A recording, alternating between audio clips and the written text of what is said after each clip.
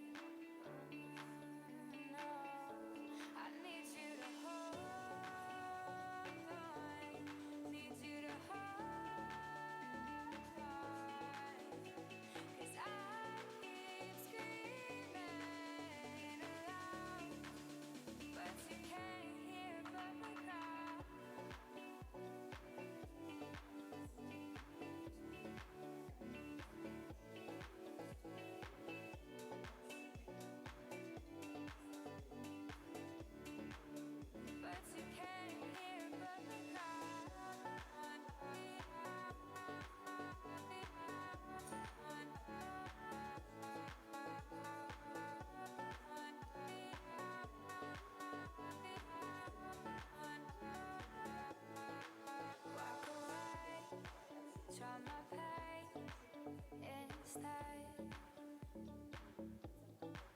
Fall in place, effortless again. 'Cause I can't do this much longer. I can't change what I am when the pull just grows stronger. It's getting harder to stand. If I need you to hold on, need you to hold on. Am I asking too much? No, no, no, no. I need you to hold on, need you to hold on. 'Cause I keep screaming aloud, but you can't hear above the crowd.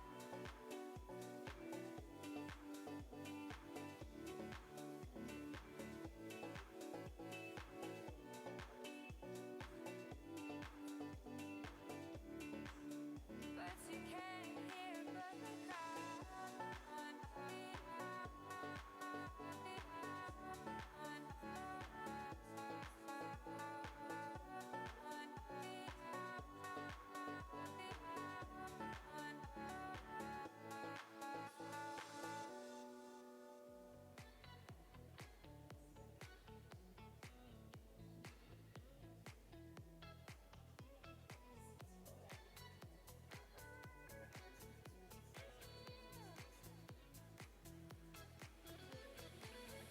Ever I wake up, I wish you were here.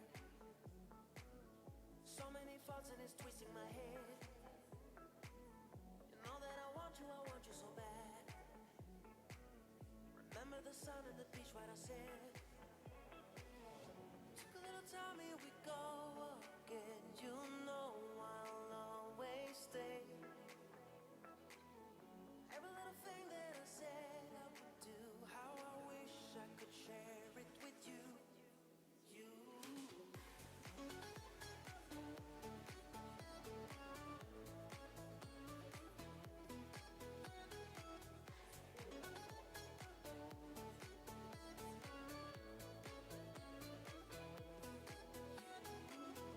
I can see clear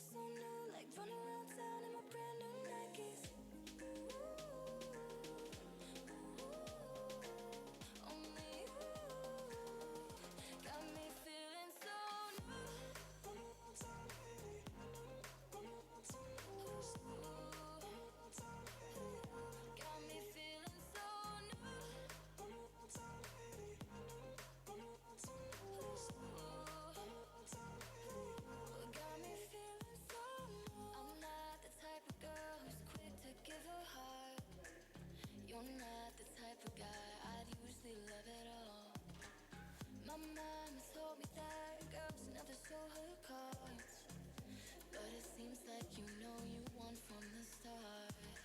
'Cause you make me feel so cool, like brand new rims in a Lamborghini. You make me feel so new, like running around town in my brand new Nikes. Only you got me feeling so new. Got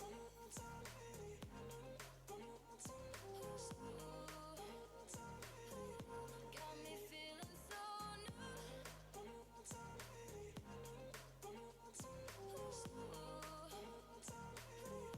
got me feeling so but I've fallen off for you in a way that I never knew.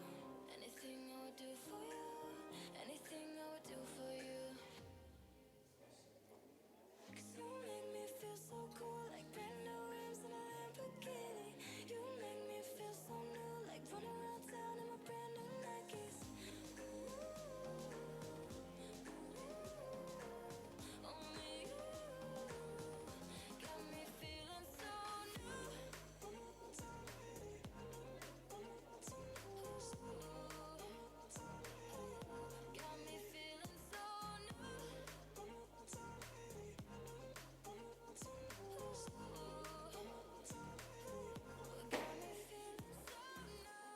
I've been looking up, I've been looking down. For the moment we went wrong, I wouldn't lie if you came around. I tell you that I miss you. So high up we never came down. Never had a chance to take it slow. You hit me like a tornado. I never knew the real you. I know that it's been a long and winding road.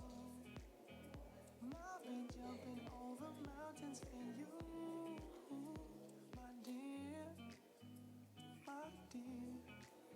I don't wanna lose your heart. I don't wanna tell you lies. You show me all your love, and I wanna say thank you.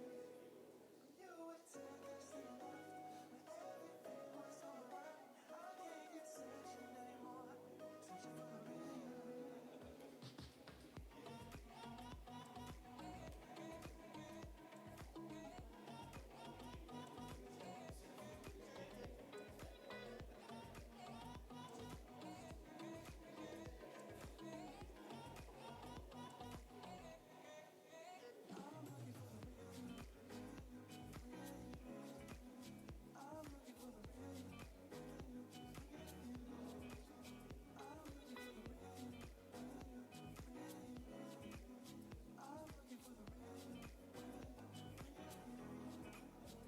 I've been looking up, I've been looking down. For the moment we went wrong, I wouldn't lie if you came around. I tell you that I miss you. So high up we never came down. Never had a chance to take it slow. You hit me like a tornado. I never knew the real you. I know that it's been a long and winding road. I've been jumping over mountains for you, my dear, my dear. I don't wanna lose your heart. I don't wanna tell you lies. You show me all your love, and I wanna say thank you. You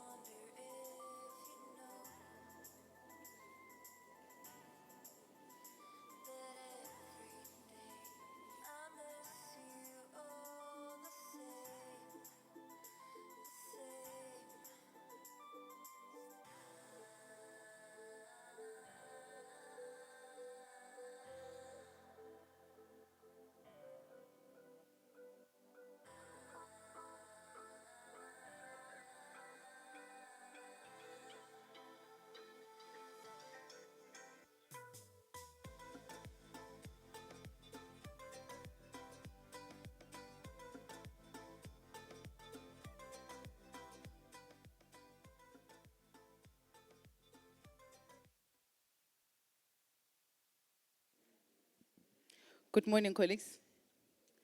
We're about 6 minutes late. Sincere apologies because we really wanted to start on time. My name is Grace Koza. I am the General Manager for Stakeholder Relations at CMS. My job is really just to facilitate this session. It is probably the most interactive session that we are requesting all colleagues to have. Quick house rules. Please is to ensure that everybody appreciate that we've got all the medical aid schemes members, the administrators that have been invited, but we also have the media who are also here present at the plenary. So we will appreciate that all of us be as attentive as possible, but the session is open for everybody to interact.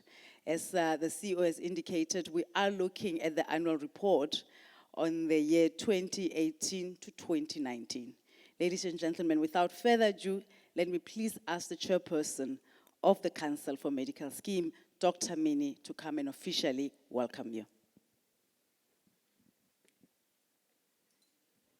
Thank you very much, Ms. Koza. Colleagues, good morning. Yeah, because I was not going to move until you respond.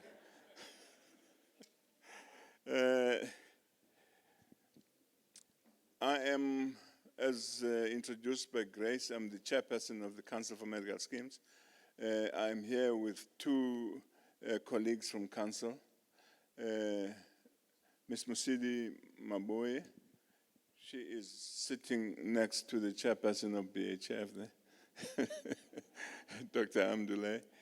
And she is, next to her is Mr. Muerane Maimane. And we usually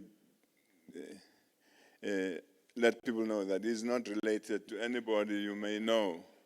Mr. Maimane, yeah. Folks who are here again in our annual pilgrimage to Parliament to come and give our report. Yesterday we were in Parliament and the registrar, Dr. Kabane, is going to take us through what we presented yesterday to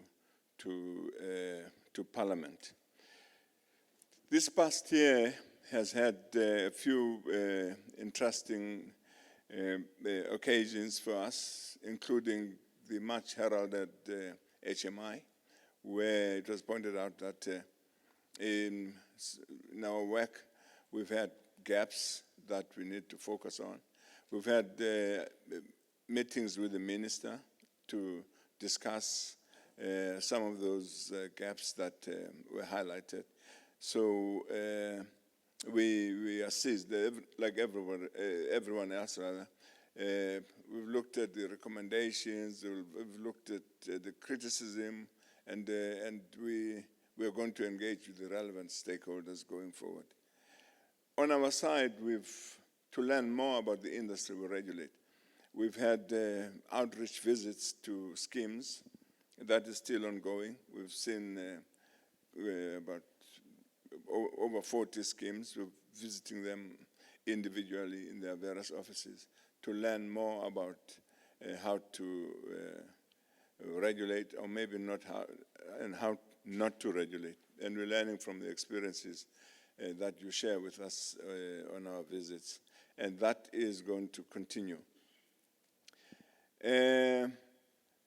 I'm here to just, because I'm leaving after this right away, and my apologies for that, I have to go back to PE.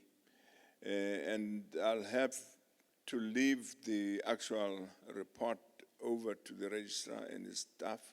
As you know, these are the people that actually do the real work at the office. We are just there to do the governance. If there's any question for me before I leave, I'll be happy to answer. If there are questions after I've left, the council members and the registrar will be able to attend to that. For me, that is all this morning. Welcome again. It's good to see you.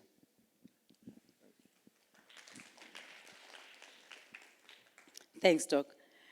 Ladies and gentlemen, I am also now going to ask the CEO and the registrar, Dr. Kabani, just to give us an overview of the annual report 2018-2019. Please, let's give him a round of applause.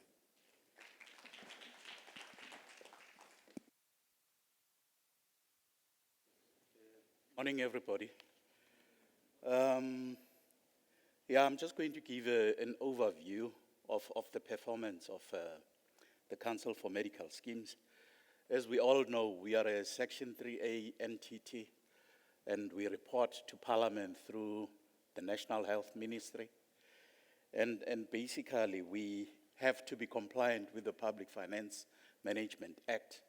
And part of presenting an annual report, it's a statutory requirement so that we can demonstrate an account to the population of the country in terms of what we have done with the resources that were allocated to us in that financial year of 2018-2019. So the show really started yesterday with our presentation to the Health Portfolio Committee. And the purpose of presenting there is for the Portfolio Committee to actually approve of the annual report, because it's part of the legislated process. Now, just the highlights of the performance of CMS. We achieved an unqualified audit outcome, and this is in respect of our financial statements, as well as our performance information.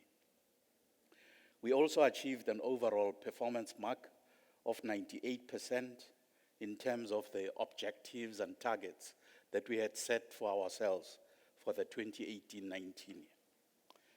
We've also succeeded in spending 98% of our allocated budget, and we are confident that we have utilized the resources that have been placed out at our disposal in the most effective, efficient, and judicious fashion. And the Portfolio Committee was quite pleased with our presentation on the overall performance. And we also got a commendation from the Auditor General of South Africa.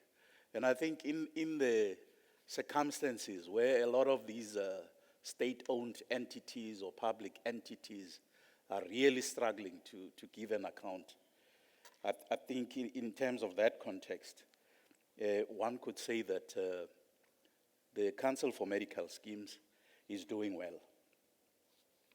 Now, in the year in questions, there were several, policy developments that I think got all of us talking, and will continue to be talking about these policy issues, because some of them will be with us for quite some time. Firstly, around July, we had an interesting development here, that we had the National Health Insurance Bill and the Medical Schemes Amendment Bill being released by the National Ministry for comment. And shortly thereafter, we also had the Health Market Inquiry, which delivered its provisional report. And then all of these were allowed time for people to comment so that they could be finalized. But as I'm sure you are now aware, the NHI bill has now, accelerated. It's been dealt with at Cabinet. It's served at the Health Portfolio Committee, and it's about to go into the National Council of Provinces, legislation roadshow for people to make further comments. And for those that are wondering, where is the Medical Schemes Amendment Bill? The thinking that we've already said to yourselves was that in terms of sequencing, it has been deliberate to push the National Health Insurance Bill forward, hold back the Medical Schemes Amendment Bill so that there's finalization of the Health Market Inquiry report, for the simple reason that the Medical Schemes Amendment Bill needs to take into account the NHI bill. It needs to take into account the Health Market Inquiry, as well as any other developments. So I'm sure as we see the NHI bill being fast-tracked, moving forwards. We're going to see the emergence of the Medical Schemes Amendment Bill, which will still need to be finalized. And I keep on making reference to this Medical Schemes Amendment Bill here, because people keep on asking, what's going to happen to the CMS? What's going to happen to the schemes? Now, if you look at this context, that the Medical Schemes Amendment Bill is in the pipeline of being promulgated, we should not be promulgating an act if an industry is going to be wiped out. If the Council for Medical Scheme will have no entities to regulate. So in a sense, this should give comfort to the industry, that this industry is going to be operating for quite some time.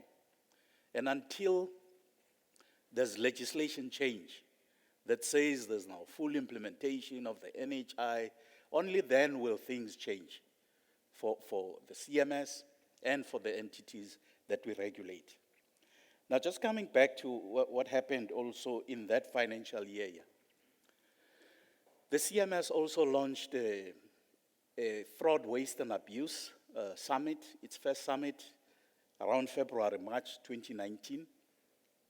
And we think this was successful in the sense that it delivered on the outputs that were planned. The planned outputs were to deliver an industry charter on fraud, waste, and abuse, to have some agreement on the key definitions around fraud, waste, and abuse, and to set up a coordination structure for all efforts in the industry to reduce fraud, waste, and abuse. And that we were successful on. So we're anticipating that there will be a second summit. The second summit will basically be focusing on developing industry best practice here. And this will be making reference to how members should conduct themselves, how schemes should conduct themselves, administrators, so that all of these disputes that we have seen filtering into the Section 59 investigation are actually dealt with in a sustainable manner. So it's been quite a hectic year. And remember, this is the year that preceded, the elections. So our report is confined only to that period. I'm sure there's a lot of things that you may want to discuss that are recent and are in this financial year. But just to remind stakeholders that CMS is still, intent on its strategic path, which is aimed at making sure that we're an effective and an efficient regulator, firstly, and secondly, that we play a key role in the implementation of the NHI. And those are the two big things that we're going to be doing in the next 5 years. So when you see us doing certain things and you want to measure whether we're doing the right things or not, you need to look at just those two big things. So the strategic projects that we had started with, we're going to be continuing with. And these I'm just going to list because I'm hoping that a lot of you have had extensive engagements with us on these very projects. The PMB review, that is ongoing. And I think we've said the purpose there is to move away from the list of diagnostic and treatment pairs and the CDLs and develop a comprehensive service-based package. Now, that intent is also being echoed by the HMI in different words. They are talking about the single standard benefit option across all schemes. So you can tie those two initiatives. There has also been, anxiety in the industry in terms of what's going to happen to the proposal or guidance framework on the low-cost benefit option, as well as the fate of the demarcated exempted products. So you're going to see us continuing with this work, and I think in the next few weeks here, we're going to issue a circular that will talk to the demarcation products, that talks to our final thoughts on the low-cost benefit option. There's also a project or a number of projects that collectively form what we call the consolidation within the schemes industry, the standardization and simplification of benefit options. I think everybody now is in agreement, whether you're listening to the HMI and anybody else, that there are just too many benefit options which need to be simplified, which need to be standardized. Part of the discussion also talks to that single standardized option across all schemes. So we see a relationship between PMB review, the LCBO, demarcation project, as well as the standardization.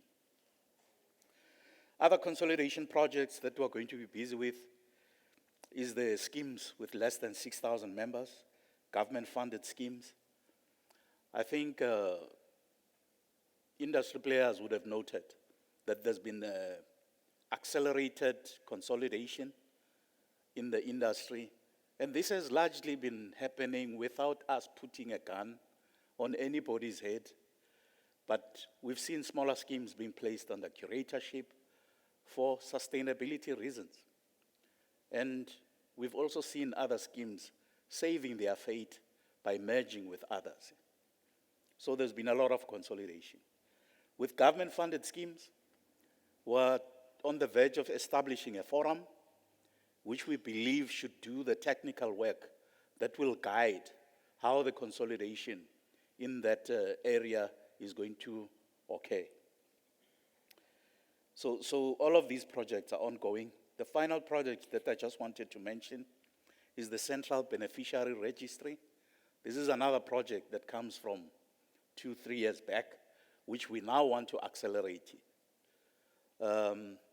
We've had a few hiccups around this project with challenges from some of scheme and industry members. But we just wanted to say, whilst the process was voluntary in the past, we may indeed turn this into a regulated kind of an instruction, because we need to accelerate this, because this is one of these projects that are supposed to support the implementation of the National Health Insurance. Now, I know often this part of the presentation is the more boring one here. So I'm going to leave you to my colleagues, Michael Willie and Elizabeth, who will talk to the things that most of you are really here for, and that's to listen to the industry report. But thank you, Program Director.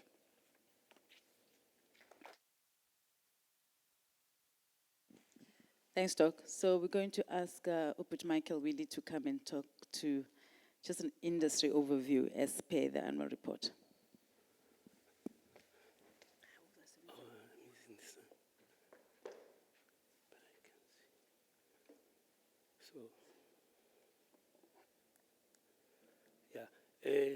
Good morning, colleagues. Thank you for the opportunity to come and present to you the findings of the 2017-2018 annual report. So what I'm going to take you through here is just the industrial overview. Obviously, I'm not going to cover everything that is in the report. A lot of detail is actually in the report. So I'm going to cover areas of interest that I think will be of thorny issues, really topical, and also areas of concern that I think the industry needs to improve on going forward. So I'm going to talk mainly about membership in the medical schemes industry. Obviously, that will also take into account the number of medical schemes that have existed as of 31st December 2018. And I'm also going to cover claims in the main utilization of healthcare services. For instance, where did the money go that members of medical schemes contribute towards to? So what are we observing, actually? What we're observing is that we are seeing fewer medical schemes over time, because at some point we had about just over 140 medical schemes, but the number has reduced by almost half. In 2018, we had 79 medical schemes, so we're seeing a decline, though it has stabilized if we were to compare 2014 to 2018. But however, the decline in the number of medical schemes does not necessarily have a negative effect or impact on the covered lives, because you see almost the same type of exposure that we would have seen in the previous year. Obviously, the main driver or contributing factor to the merger or to the consolidation, it is the mergers whereby we see a lot of smaller schemes, for instance, being also absorbed by your big schemes. But in the main, we see this happening in the restricted scheme sector. I'll illustrate with in the form of a graph to actually show where this has been observed, and then really where a lot of decline has occurred over the period.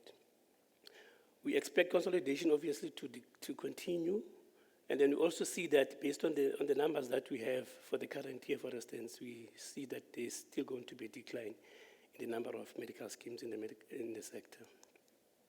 So this graph just depicts the number of medical schemes from 2000 to 2018. Like I indicated, at some point we had over 140 medical schemes. For instance, if you look in 2002, we had 146 medical schemes.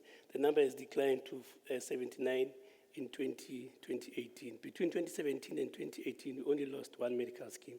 But again, if you look closely at the graph, between 2013 and 2018, we had in the region of about 80 medical schemes. So the industry, in terms of consolidation, was not as bad if we were to look at 2013. But if you look at previous years, for instance, the decline was really significant, was really pronounced, particularly around the period of about the period between 2010 and 2013, for instance, because there have been a couple of years whereby, for instance, the industry lost about 10 medical schemes on average. But now that number is sort of like declined now, so you lose about 1 to 2 medical schemes per year. So as of December 2018, we had 79 medical schemes. So the impact, where has the impact been in terms of consolidation? The impact, we see it mainly in the restricted schemes, small restricted schemes. The yellow line there, you can clearly see from 2003, there's been a significant decline where you had just almost 80 small restricted schemes. That number has declined. In 2013, we had just over 40 small schemes. But in 2018, we had just over 30 small restricted medical schemes. So again, the number is sort of like stabilized between 2014 and 2018. So there's been a little bit of stability in the past few years, but we do expect the consolidation to continue. So in terms of benefit options, which is really indeed, this is key because it's a product that medical scheme members purchase. So the split between open schemes and restricted schemes is that we saw a significant number of benefit options currently exist in the open sector compared to your employer-based types of schemes, where the number is like threefolds in open sector compared to the employer-based types of schemes. So on average in the industry, we had 3 benefit options. Now, what we see is that in the open sector, for instance, the range is anything between 2 to about 23 benefit options. It's a very big number for an ordinary member to be able to sort of like look at those benefit options and make a rational decision to say, this specific benefit option actually meets my needs. In the same vein, what we see that in some instances, if a medical scheme, for instance, has got 23 benefit options, more than 50% of those are your EDOs, which is like your network type of benefit options, which is really an area that talks about complexity of the industry. And then ultimately, it's basically confusing for members to be able to compare those types of benefit options. So it's actually easy if there's transparency and these benefit options are actually explained to the member so that the member is able to choose a benefit option that meets his or her healthcare needs. And then again, the other thing that we see with regards to the open scheme sector is that I'll also illustrate in terms of the form of a graph is that because of the complexity of these options in that sector, we see there's a lot of co-payments that members are subjected to, because in some cases, for instance, in the data that we have, we see that for an ordinary GP visit, for instance, some medical scheme members, they pay as high as 39% co-payment just for an ordinary GP visit. So there's a lot of basically complexity in terms of how the benefit itself is designed and whether the member actually understands what is covered for. So in summary here, in terms of risk pools, a lot of the times they're unsustainable because we see there's quite a lot, even though you've got more than 270 benefit options, quite a significant number of those options are actually unsustainable, number one. And secondly, they're really confusing to the member because really of the range that you see. If you were to multiply the 79 medical schemes that we have in the sector, you multiply that by 271 benefit options, you can actually, and also you multiply that by the rules that we find in these benefit options, complexity even becomes even more for an ordinary member of a scheme. So there is a responsibility for medical schemes to really educate the members and then basically explain what they are covered, explain to them what is it that they are covered for. So in terms of number of beneficiaries, so again here this is very interesting because it looks like the exposure membership in medical schemes is actually increasing at a lower pace if we were to compare it to the increase of a population. For instance, what we see here is that almost on a year-to-year basis, the increase is a lot of the times less than 1%. The only period where there was a significant growth in the sector was in the introduction of the government employees medical schemes, which was around 2006, where in the employer-based types of schemes or restricted schemes, the increase was significantly high, more than 60% increase. That impacted, obviously, in the overall increase of the industry. But what we see now is that almost on a year-to-year basis, if we were to compare 2017 and 2018, an increase is less than 1%. For instance, between 2017 and 18, at industry level, the growth was 0.5%, and then the open sector, it was 0.18. In the main, the increase was observed in the restricted scheme sector, where the increase was 0.1%, which was almost a percent increase. But overall, it's a stagnant growth that we see that is sort of like sitting in the same level. It has never been more than 9% million lives covered in the sector. However, what we see a significant increase in the healthcare spend. So where are most of medical scheme members located? In the main, 40% of the medical schemes members are located in the Gauteng province. And then second to that is the Western Cape province, where we see 15% of the members residing in that area. And then KwaZulu-Natal is 14%. So in the main, those three provinces take a significant portion of beneficiaries of medical schemes. I must actually make a disclaimer here because sometimes it does happen that when you collect this data from schemes, sometimes they will use the pay point to basically record the location of a member, which is not necessarily a true reflection. For instance, you might find that there are medical scheme members who are actually working in the Northwest province, for instance, the platinum or the gold sector, for instance. But then they actually use the pay point, which is maybe where you find that the office is actually in Gauteng, to register the location of a member. So sometimes we do find those mismatches. But in the main, it's a true reflection of where the member actually resides. So I thought I would just make that little bit of a remark. So the other issue that we're seeing in the sector is the aging profile of medical scheme members, where in 2017 the average age was 30.6, that increased by 0.2 in 2018 to 32.8, the weighted average age of medical scheme members. And you can clearly see in that graph, if you look at the blue in 2018, where it was sitting from the age band of 40 to 44, it has sort of like shifted now to the gray one. I mean, in all the age bands from 40, in fact, from 40 and above, there's been a significant aging of medical scheme members. So what this tells us is that generally it's an aging profile, even though it's stagnated at 8.9 million lives. However, the aging is sort of like increasing. But the other concern that we see here, it is the drop in terms of covered lives in the age band 15 to 19, for instance, and then around 30 to 34. Because this is very key when you talk about the principle of cross-subsidization, because what you want to see in the sector, you want to see the young and healthy, obviously cross-subsidizing the older, so that also them, when they get older and sicker, there is somebody else out there who's going to cross-subsidize them. So it's a very key, important principle that has to be kept in mind. So it's very important to encourage the young and healthy to also participate in the sector so that there's an element of, make the industry sustainable. So now, in terms of healthcare spend, this is very important because medical scheme members, what they do, they pay contributions to their schemes. It's very important for them to know where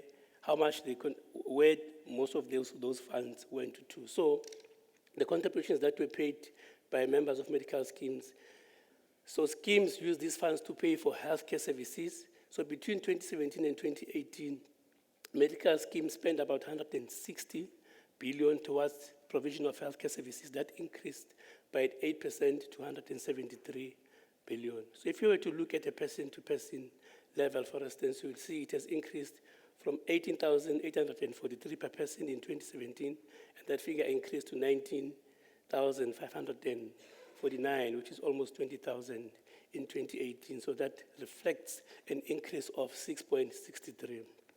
This is very important because if you start to talk about the contribution increase for the premium that you pay to a medical aid scheme, this is one of the factors that the schemes take into account, because they say, how much have we spent in the previous year? And then they look at contributions. For instance, if the healthcare spend was 8%, the contribution for the following year is likely going to be slightly higher than that, so that it gives the medical scheme the ability to be able to honor and pay for claims.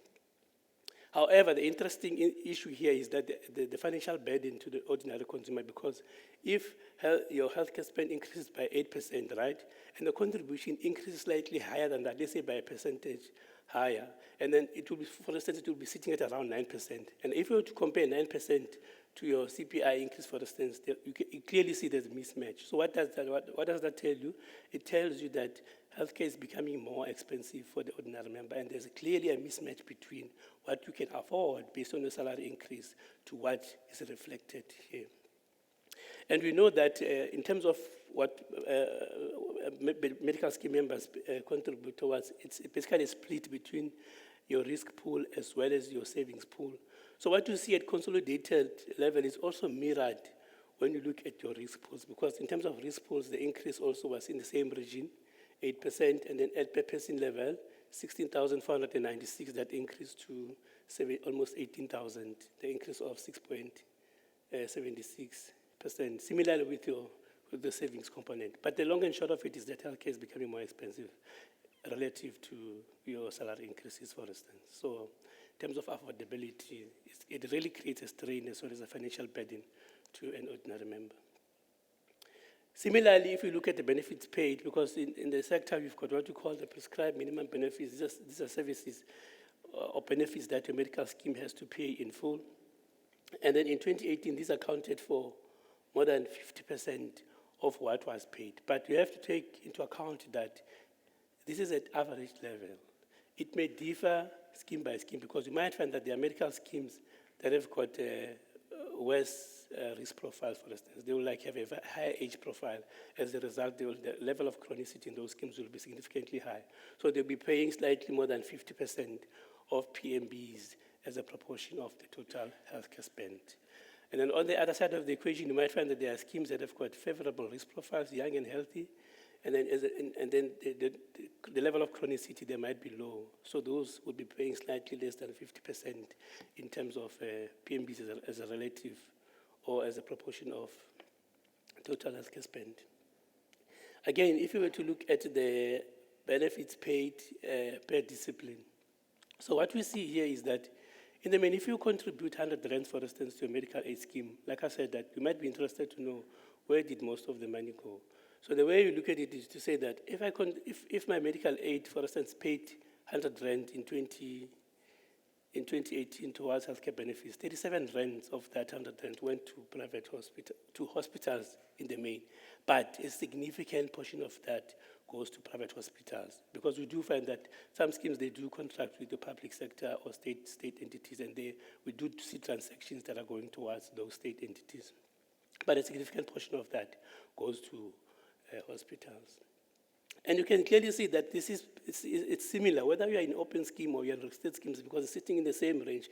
37.12 at consolidated level, 36 in the state schemes, 37 in open schemes, which is slightly higher than the state schemes. Again, if you look at medicines, for instance, it's the same region, right?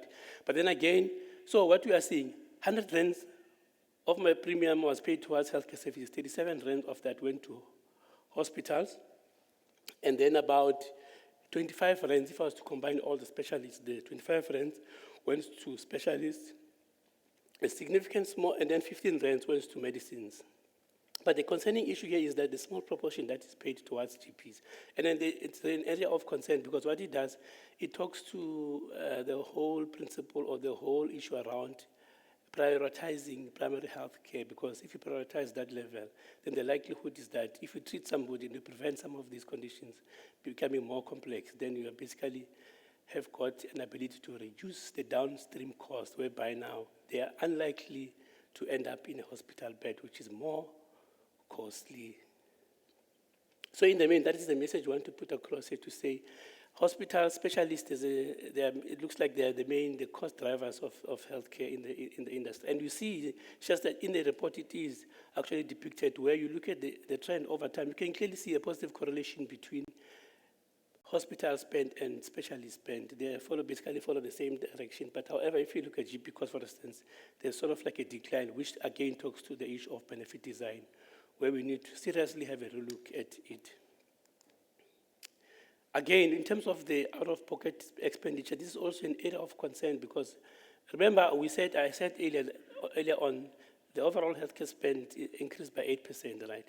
If you contribute towards healthcare, and then the expenditure increases by 8%, and still you are subjected to out-of-pocket payment, and then that is another financial strain to the ordinary consumer. So it's an area of concern here, where we see, if you combine the benefits paid by the member, meaning therefore that the benefits that were rejected by the medical schemes, right?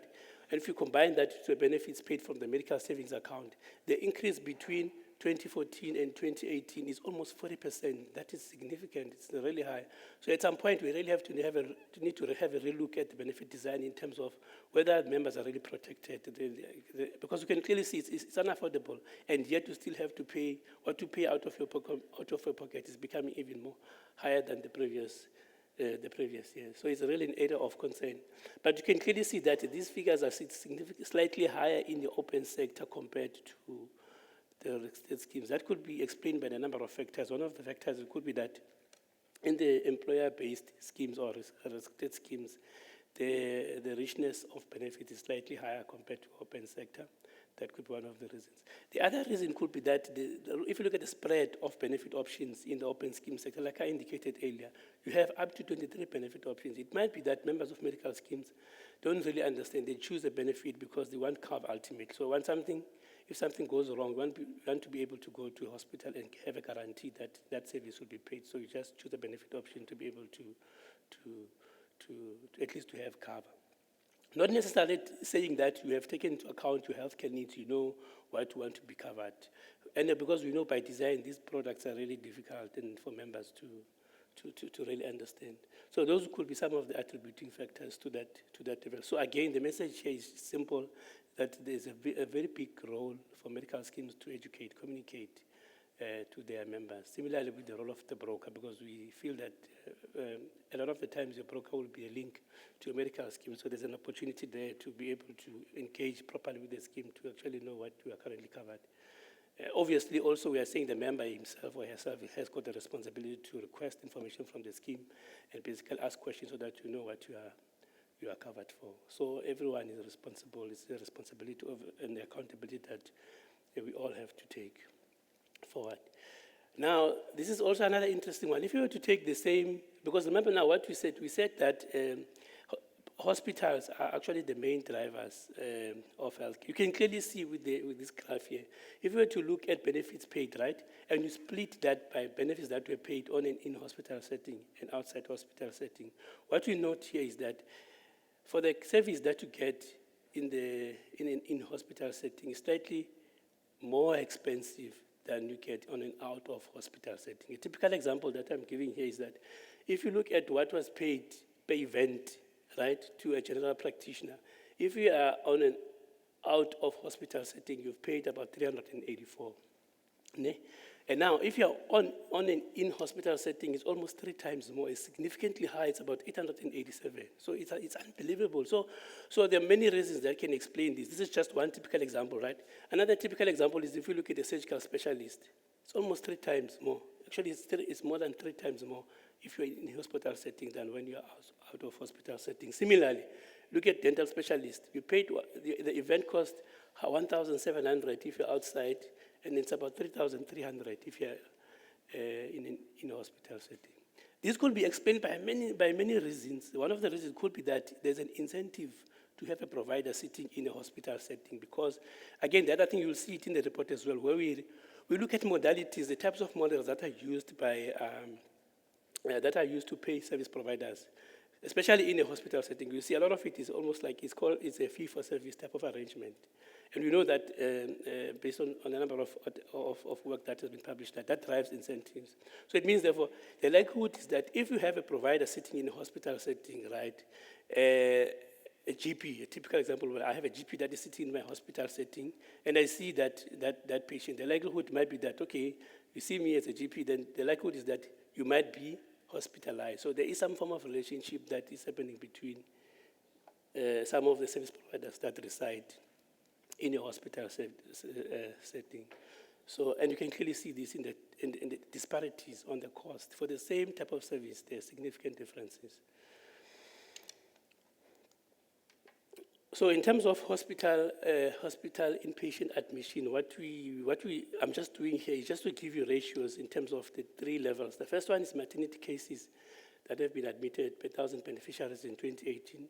So it's 19% of the cases in the hospital were medical cases, and 9.2% were surgical cases, and then just less than 4%, 3.3% were mainly maternity cases. But what you see in terms of your medical cases there, a lot of it is around pneumonia. That is one of the really conditions that you see. You'll see pneumonia basically in the top 5 reasons why people get admitted to a hospital setting. And then the other one that you see, there's like your heart attack. I don't know if it's related to maybe mental disorder, depression, because depression and mental disorder is one of the top, also features in the top 5 types of conditions that people get admitted for. So, and then again, and then normal deliveries, they also feature there. But if you look at the surgical cases, in the main, the typical issue there is your cesareans. The cesareans, they are one of the main drivers there, as well as your knee replacement. Those are some of the conditions that you'll pick up there. So if you were to look at the average age in terms of days, for medical cases, about 5.2, surgical cases, 3.6, and maternity cases is 2.9. This information is vital for an ordinary member of a medical scheme, because what the member will do, will take this as an average, and then we have to take it and compare it with what you get from your medical scheme, whether you're getting value for money. If it's less, then there's something going on there. If it's significantly higher compared to this, there might be an element of supply-induced demand, so somebody has to sort of like interrogate it, similarly at scheme level. So this is where, in terms of the average, this is where it's currently sitting. For medical case, will be 5.21%. But obviously, if you split it down by specific conditions, then the numbers may vary. Okay, so we also collect quality of care data, by the way. It's also in one of the annexures where we have, it's actually reported at benefit option level. So here I thought, let me rather present something around HIV. The reason why I'm presenting something around HIV is because if you look at the prevalence, now I'm talking about people who are registered for a specific chronic condition relative to the exposure. This is now covered lives. What you see ordinarily is that in the main, you've got hypertension as your main prevalent CDL or chronic condition. And then second to that is your hyperlipidemia. And then third to that is your, diabetes type 2. Ne? Then HIV is probably your number 4.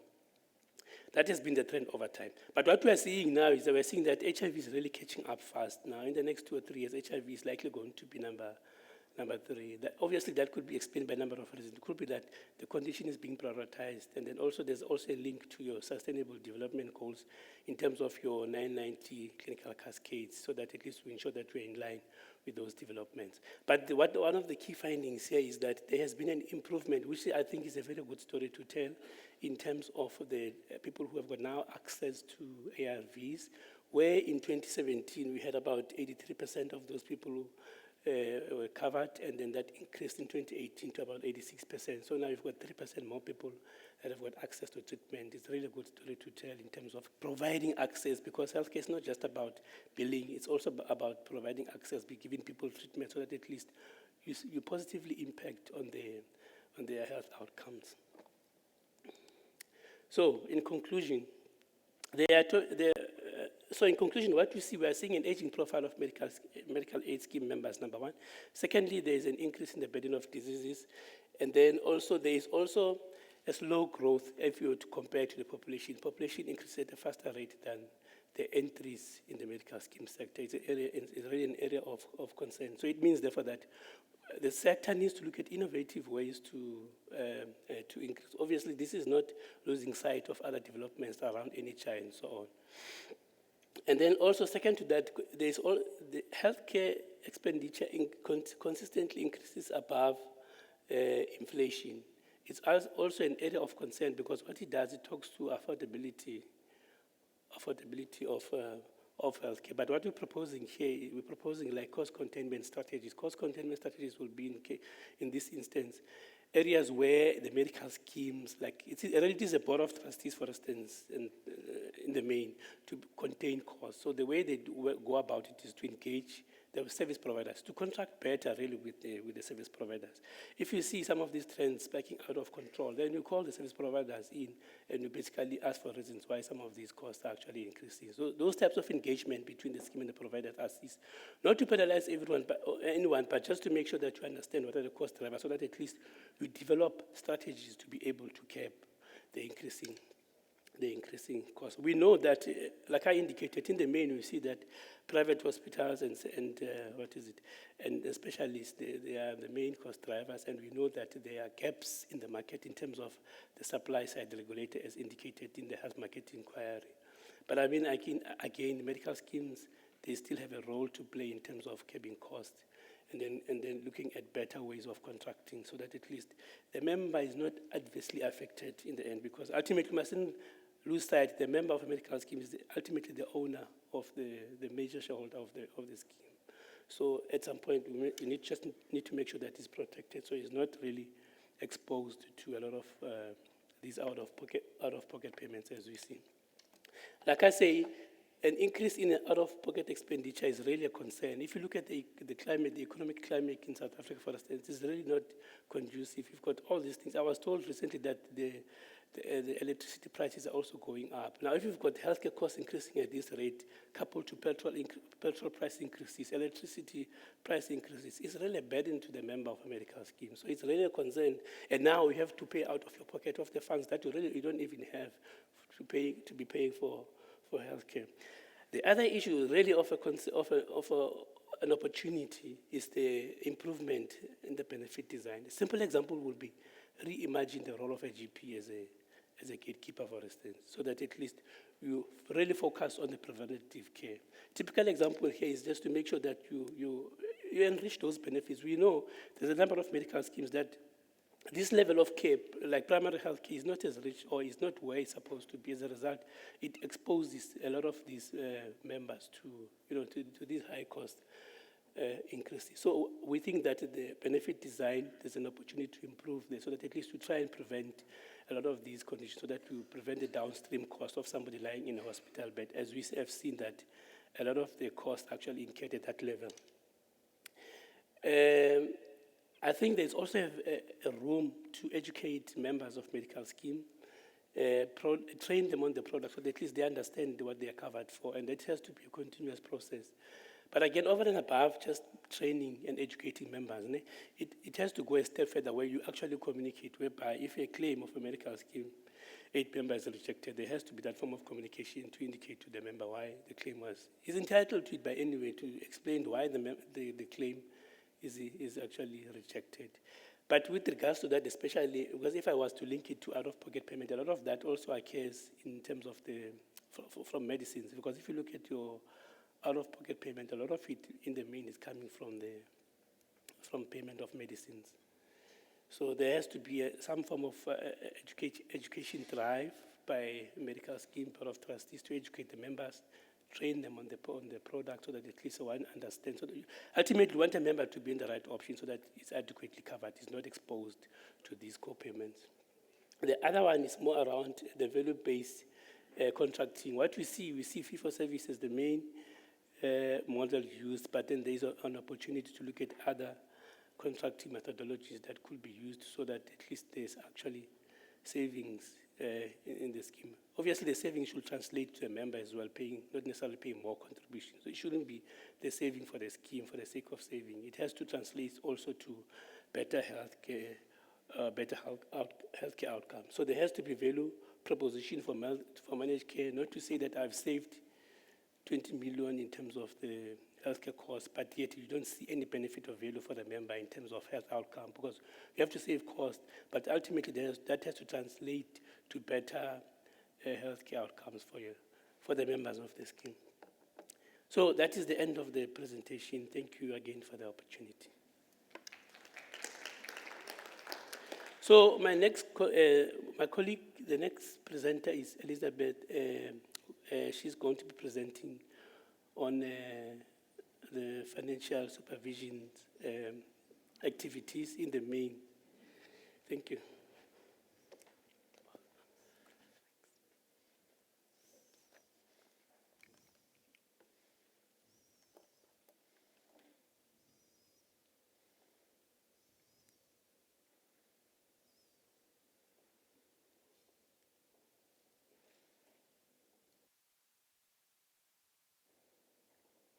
Can you all hear me?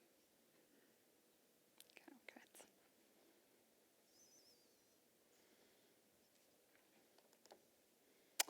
Good morning, everybody, and welcome. I'm just going to give you a quick overview of the financial performance. What you'll be able to see, I just want to make a quick correction there. It's actually pages 215 to 286, so I'll be giving a bit more just an overview of what's contained in those pages in the annual report in terms of the financial performance of all medical schemes. So I'm just going to look at a quick snapshot of the industry. We're going to look at contributions and claims, non-healthcare expenditure, overview of the scheme's results, and we're going to look at solvency, and then lastly, the administrator market share. Just a quick reminder that the financial periods, there is a bit of a mismatch between the scheme's financial year, which is from 1 January to 31 December, and then the CMS financial year, which is running from 1 April to 31 March. So in terms of Section 37 of the Medical Schemes Act, it says that all financials by medical schemes need to be submitted within 4 months of the financial year. So by the end of April, we need to receive the financials from all medical aid schemes. Then just a quick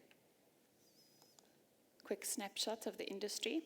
What's important to note on this slide is just that the overall solvency for medical schemes in 2018 is at 34%, which is still way above the 25% prescribed solvency, minimum solvency for all schemes. In terms of contributions received, gross contributions, we're sitting at 192.3 billion for all schemes. Risk contributions are sitting at around 174 billion. On a per average beneficiary per month basis, we're sitting on 1,633.91 for risk contributions. Just to note that the difference between the two is obviously the savings component of our total contributions that are being paid. When we look at the risk contributions for open and restricted schemes, you'll see that they are on a similar level of 1,600 per average beneficiary per month. And those the increases are sitting around 6.3 for open schemes, and for restricted 6.5% increase from 2017. Then just the trend in contributions. What's important to note here is that this is adjusted for inflation. So we see the contributions per life display a generally upward trend as expected. Obviously, this needs to align with the increasing costs of healthcare. Then in terms of claims incurred, our gross claims, 174 billion. For gross claims. For risk claims, 157 billion was paid in 2018 by all schemes. On a per average beneficiary per month basis, it was 1,474 per average beneficiary per month. You'll see on the risk claims for open and restricted schemes, also on the similar level, around 1,400 per average beneficiary per month. This also shows us that 90% of contributions received by medical schemes went towards claims. And you'll also note there that on risk claims for open schemes increased by 9.6%, whereas risk claims on restricted schemes increased by 6.6%. Then obviously the trend in claims, as Michael also went into detail, we see that claims also continue to increase, and some of the underlying factors that he's mentioned is also due to benefit design, change in the demographic profile of many of the medical schemes, and utilization, amongst other things. Then this slide just shows us for the healthcare rand, the distribution of the healthcare rand, 91 cents of the rand went towards paying claims, and just over 9 cents went towards non-healthcare expenditure.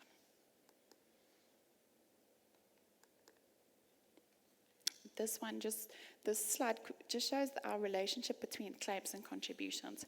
If you look at the trend line, which is our claims ratio, in 2004 you'll see there was a deregulation of pricing by the Competition Commission, which had an opposite effect than intended. And from then on, we saw an increase in the claims ratio. And then also to note, the increase from 2017 to 2018 is obviously due to the many underlying reasons that we've mentioned, such as benefit design, demographic profile. And what also contributed to this was the increase in VAT from 14% to 15% in 2018. When we're looking at open schemes that have a claims ratio that increased by more than 4% from 2017 to 2018, we've noticed that all of these 5 medical schemes that are mentioned here do have an average age that is higher than the open scheme industry average. So we also note that there's an aging impact that has a large impact on the increase in the claims ratios for those schemes. Also with the restricted schemes, where we found that the claims ratio has also increased by 4% or more, that except for 4 of these medical schemes, the rest have an average age which is also above the restricted schemes industry average profile for the restricted schemes. So that's also informed the increases in claims for those schemes. Then just to look at claim seasonality. For 2017 and 2018, our seasonal pattern in monthly claims are pretty similar. They follow the same general trend. So you'll always see an increase in the first quarter of the year, and then again, another increase in the winter months, and then usually a tapering off towards the end in the last quarter of the year.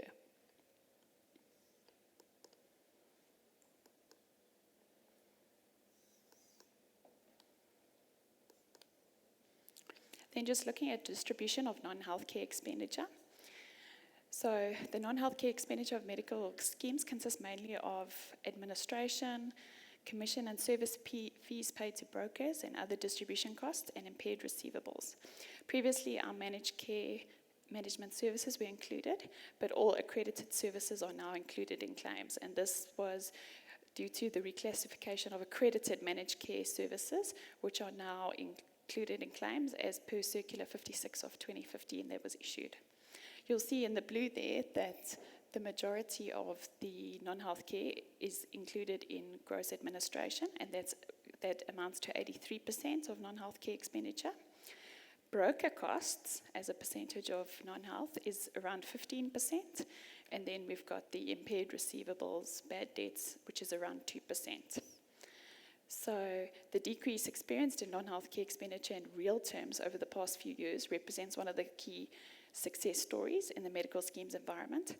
The curbing of fraud, waste, and abuse, however, remains a key focus area for the CMS.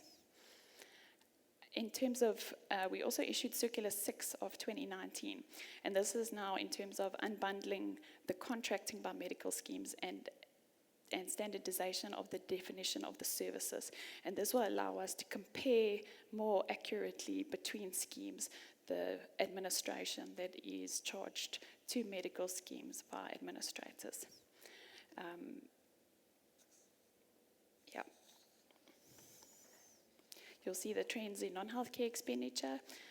You'll see that, obviously, as I mentioned, then in 2015, managed care, managed services were now included in claims, they're accredited, so we would have seen them decrease. You would have also you can also see that the purple is the net reinsurance, which is obviously also tapered off, and we don't really have many schemes that have any any reinsurance contracts. We've just had one or two that have applied, but we don't generally get applications from schemes for those. Then, in looking at non-healthcare expenditure, this is also based on 2018 prices, so inflation has been taken into account here. So there's a distinction between the costs in the open and restricted market. So you can see there's quite a big gap there, and the reason for that is due to the fact that restricted schemes incur much lower marketing costs and generally don't incur any broker fees. So the difference between third-party and self-administered schemes is more observable across industries rather than within the industries. Then when we look at the schemes with the highest principal officer fees, we've seen that this is one of the areas which has seen an increase in recent years, but we've also noticed that there's no apparent correlation between the size of the scheme and the amount that the PO, principal officer, receives in terms of remuneration. Then the schemes with the highest trustee remuneration. These are the top 10 schemes for trustee remuneration.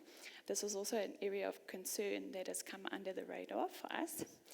But just to note that in the Medical Schemes Amendment Bill, in Section 56E, it provides for the determination of parameters to be applied in the determination of remuneration of POs and trustees. So this will assist us in monitoring these types of expenditure going forward. Then just looking at the 10 schemes with the highest AGM costs, the only thing that we can note here is that obviously the schemes that are the largest schemes are the ones that are spending the most on AGMs. Then in terms of the net healthcare results and the net surplus, we've seen here that with the blue line, you would see that this is our net healthcare result, and the green line is the net result. And where we've seen that in years where we've had a net healthcare deficit, that the investment income has helped many of the schemes pull through on the net result in incurring a surplus. And we've also seen that schemes are heavily reliant on investment income. You'll see that 2017 was a rather good year for most medical schemes, but in 2018 you can see here that the net healthcare result is a lot lower, and this is due to claims. And then we've also seen, when we're looking at the net surplus, it's also a lot lower due to claims. And in addition to that, it's also lower due to overall lower investment income that was experienced by all medical schemes in 2018. Then also just to give you some background on the deficits incurred by medical schemes. For open medical schemes, 17 of 21, which accounts for 80% of open schemes, experienced a deterioration in their operating results from the previous year. 7 of the 10 largest open schemes are included in the top 10 schemes with largest deficits, and these schemes collectively represent 90% of total open lives covered. The top 5 schemes alone contributed 1 billion deficit before investment income.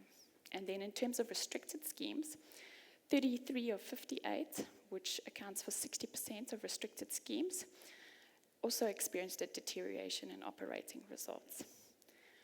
The top 5 schemes alone contributed just under 1 billion rand deficit before investment income for restricted schemes. Only 2 of the largest restricted schemes are included, which collectively accounted for 14.5% of the restricted lives covered. And then just looking at some of the solvency trends, what's important to note is the dark blue line, which generally shows the trend that is continuously above the 25% required solvency for all medical schemes. and that the increase from 27 to 2018 on the light blue line is mainly due to the improved performance of GEMS on the restricted schemes.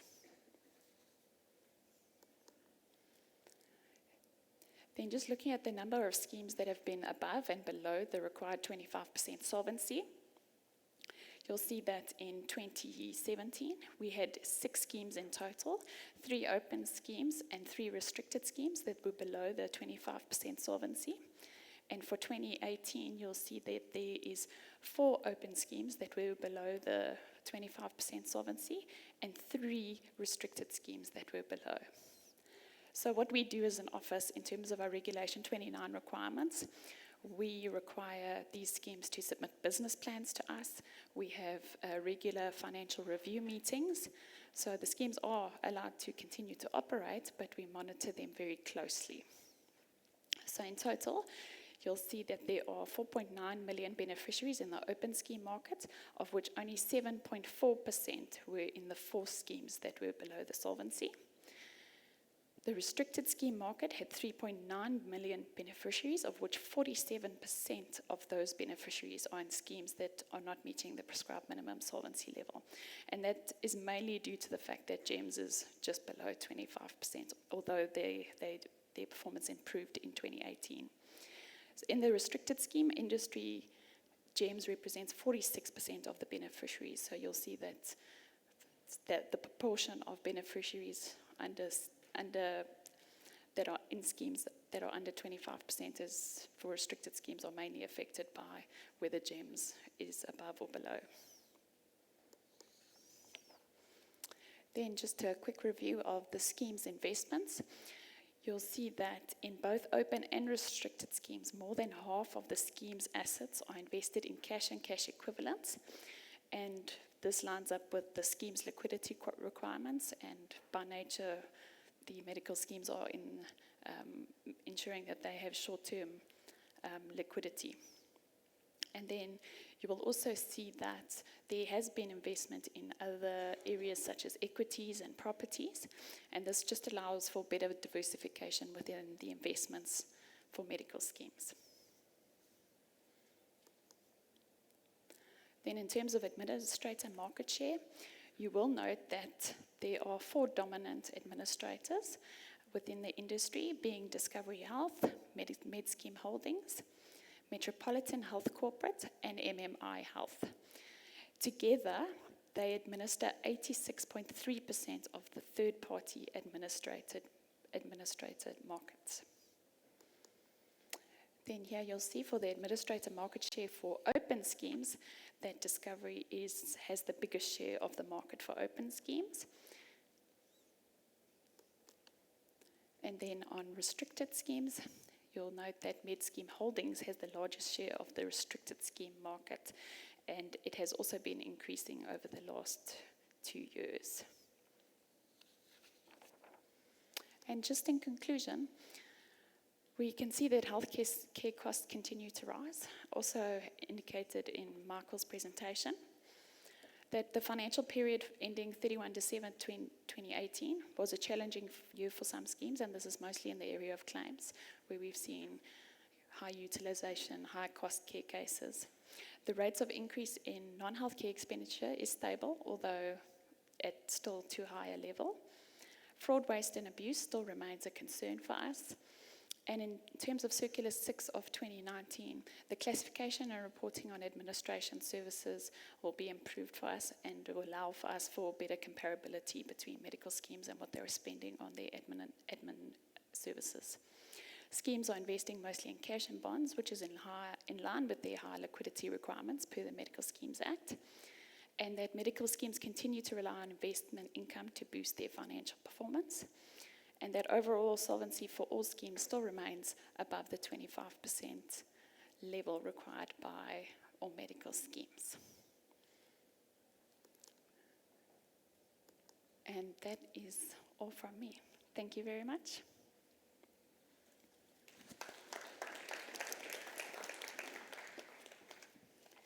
Thanks, Elizabeth. Colleagues, I'm going to ask Elizabeth to stay and to be joined by Dr. Kabani and Mike.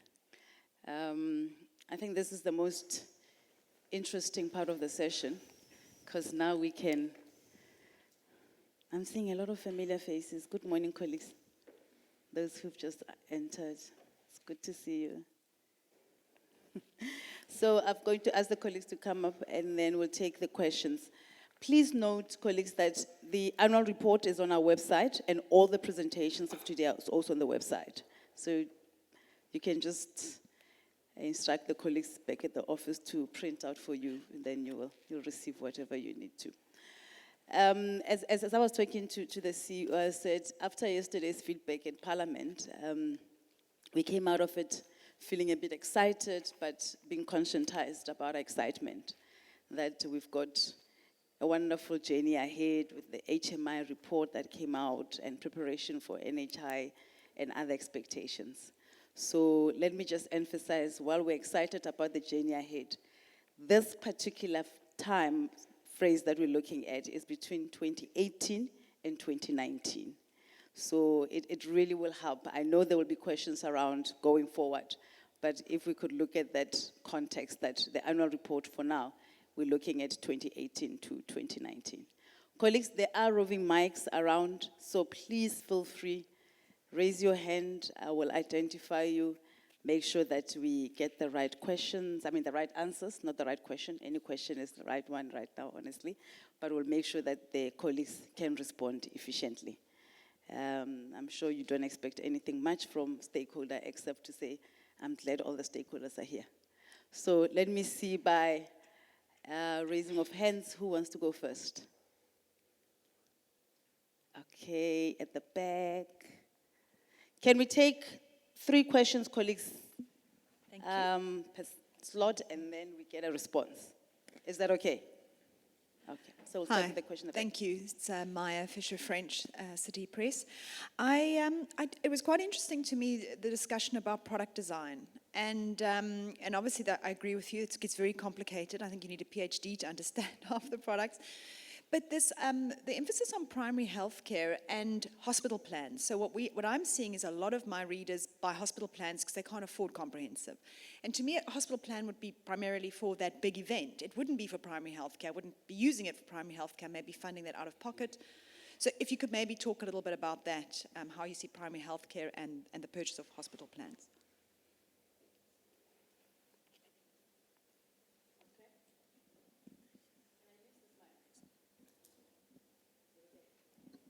Is that okay? Yeah, then we can have this one. Thanks.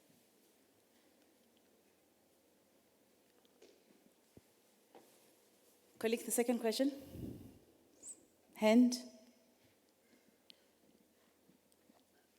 It was a very clear presentation, eh? Okay, Doc. Thank you, it's Dr. Gumede. I was looking at the numbers there, and I feel there's too much contradiction, if I may say that. That administrative costs, they hover around 5%, and I'm actually wondering if indeed that is true, because if it's around 5%, then how do the administrators manage to run the whole corporation of administrating the schemes, having all the members of the staff paying their rents, paying their whatever out of that? To me, that doesn't sound right. Again, I wonder what informed the medical aids to form a separate administration, because that, I think, to me, it was just an increment of costs. The costs that are supposed to be going for health, now it's going for non-health purposes. Because as we will all remember, medical aids are supposed to be non-profit organizations. And all the monies that are collected is supposed to look after the wealth and the health care of the members, not to create profit margins for other people. And also the question of the higher remunerations to the board members, so to say, which the final speaker spoke about. I mean, the health market inquiry stated clearly that there's lots of problems, actually, as far as that is concerned, because there's no value for money for the patients. They're just contributing, and the chief principals, officers, they just collect money, whether they are bringing any valuable input to the schemes or not, it doesn't matter. They still get their bonuses and all that. So as a regulator, I think that should have been picked up maybe prior. I'm just cautioning to say, but this is wrong. This can't be business as usual and be corrected. Thank you. I'll pause there for now. Any other question, colleague? Okay, while we're all thinking, maybe let's just respond to those two, Doc. Okay. The first one was around product design. Yes, Good, Michael. yeah, thank you for the opportunity. I think in the main, the message was about, the focus will really be on preventative care so that at least to avoid the downstream cost. But obviously one mustn't lose sight in terms of I understand the objective maybe of somebody purchasing a hospital plan. It might be that we are planning for that big event, that it would be costly in any case. But that shouldn't be the focus. We shouldn't lose the focus of preventing a lot of these conditions. And I don't want to dwell much in terms of the differences between the two. But in the main, the message is that the product design and benefit, the product and benefit design process should really ensure that there's a lot of emphasis in making sure that the primary healthcare component is also covered and is factored in. So as to be able to control costs, to contain costs, because it's very cheap to prevent a lot of these conditions than to plan to basically cover a costly event in any case. So really the message and the focus should be around ensuring that it is a primary and the key component of benefit design. Again, if you look at currently the process around the PMB review process, it's also an area of focus, an area of interest to ensure that that component is also factored in and is actually the key focal point of benefit design.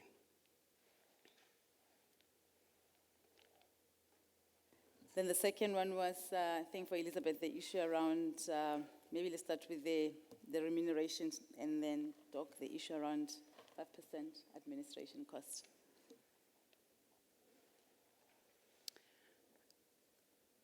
I'm just going to quickly touch on the high PO and high trustee remuneration.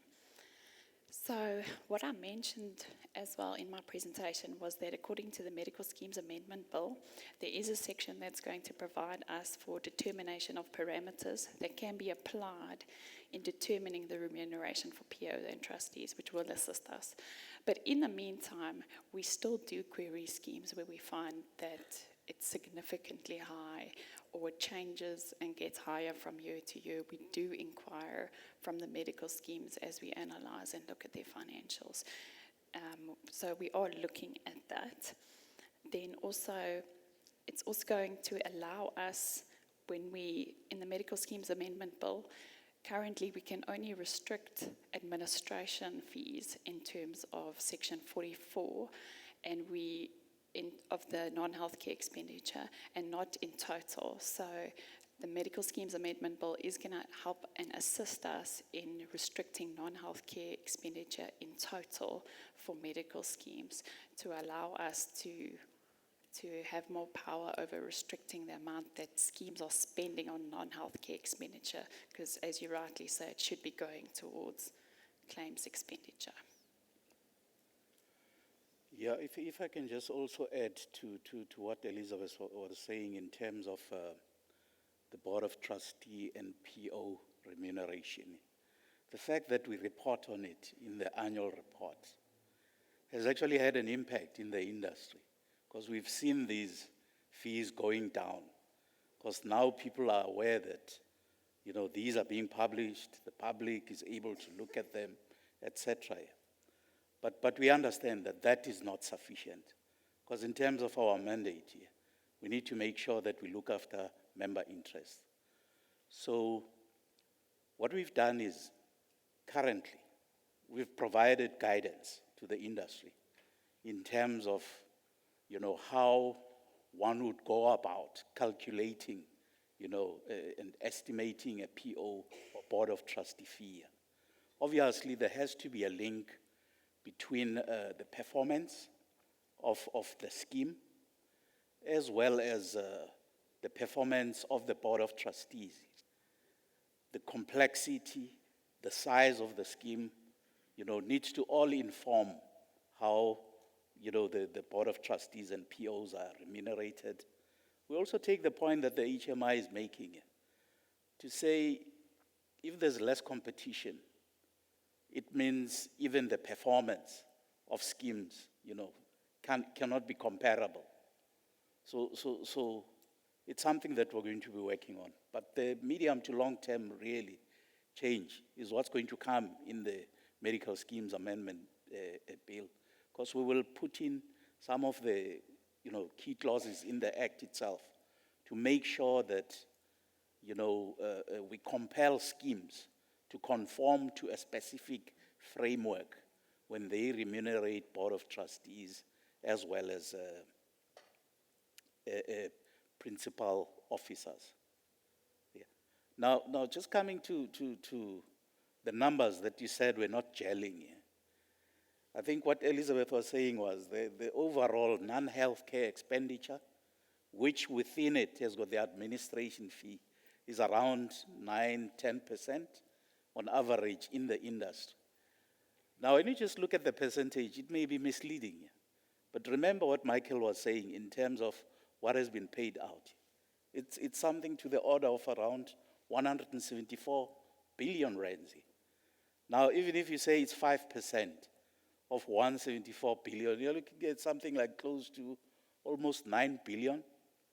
Now, if you had that in your pocket, I'm sure you'd be able to account for the expenditures that you've mentioned here.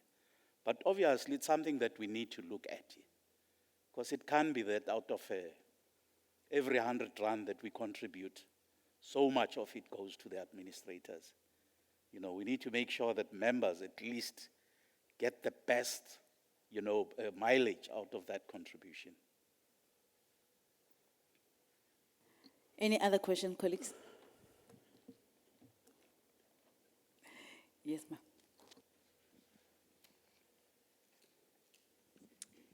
Thank you, colleagues. My name is Noma Efese Kajeni. Good morning.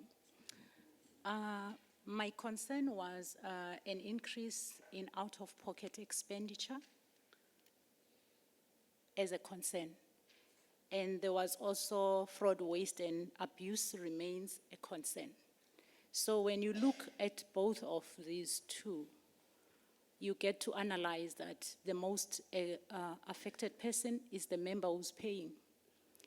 And the concern is, how is it going to be analyzed? Because I feel like it needs more analysis, a very detailed analysis on how does this fraud, waste, and abuse affect the pockets of the members. So it was not really clear on the analysis, so I feel like it needs more detailed one. Yeah. For now, let me end. Any other question, colleague? Could be honest with clarity. Yes, there's a Thanks a lot, Ms. Joe Solon Samumed. Just maybe the issue that has already been addressed, but maybe from a different angle. We're talking about the PO's remunerations and all that, and the link to their performance. But is there any intention to look at the admin fee in relation to the scheme performance? Because, you could go through the report, you would find that certain, and I'm really wanting to be politically correct, certain players, schemes that are under their control seem to be zooming out of the a ceiling of what is the average, and yet the fee continues to increase. So is there any monitoring to saying your fee in relation to the performance of the scheme under your administration seem to having a direct correlation that is not going in the right trajectory? That's number one. Number two, I think there has been this whole historic issue, and maybe it needs a different strategy or approach as it relates to the member education and the fragmentation of the risk pools and how members understand what they are buying. Maybe without asking for more regulation, but maybe the initiatives by schemes is not yielding the correct results, because generally the members still do not understand what they are buying. Is there anything that is being planned to be done just to nicely change the direction and the focus so that members understand and can fairly compare? Because it doesn't really matter, you improve your benefits and you believe you've got the right benefits, somebody comes with gimmicks and then people go for gimmicks. So how do I compete if then the healthcare portion is what I believe is what is required in the members' interest, but gimmicks take away the actual focus? Any last question, colleague? Third one in this round.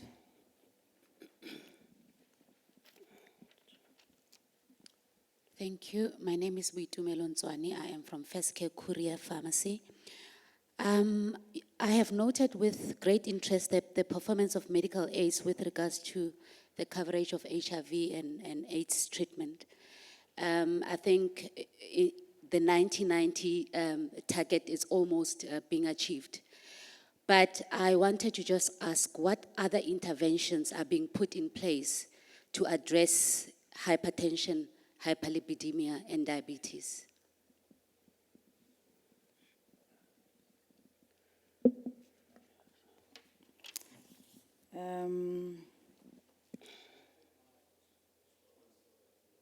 Okay, all right. The last one, it's I think what I also see in the conclusion that has to do with value contracting.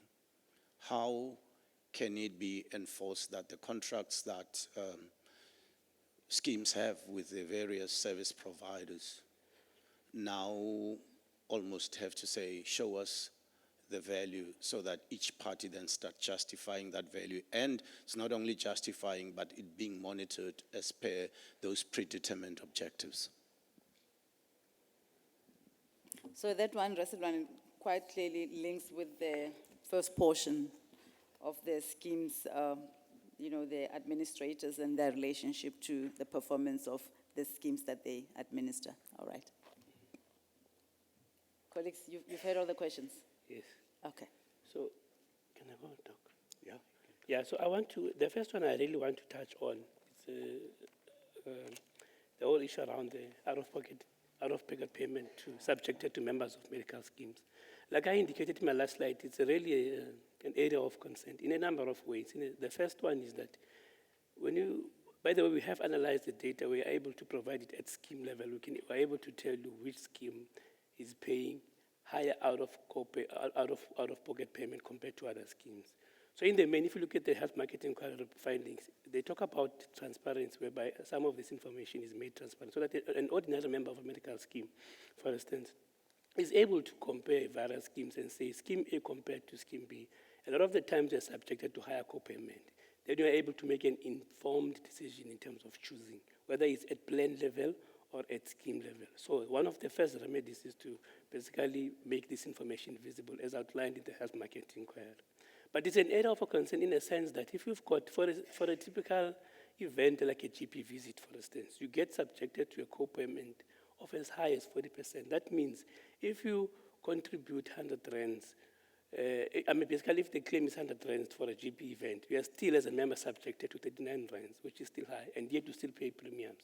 So what I'm saying is therefore that it's important for the benefit design to ensure that you pay for a lot of these preventative care events, so that at least you don't end up you prevent downstream costs. But I agree with you, it's really an area of concern.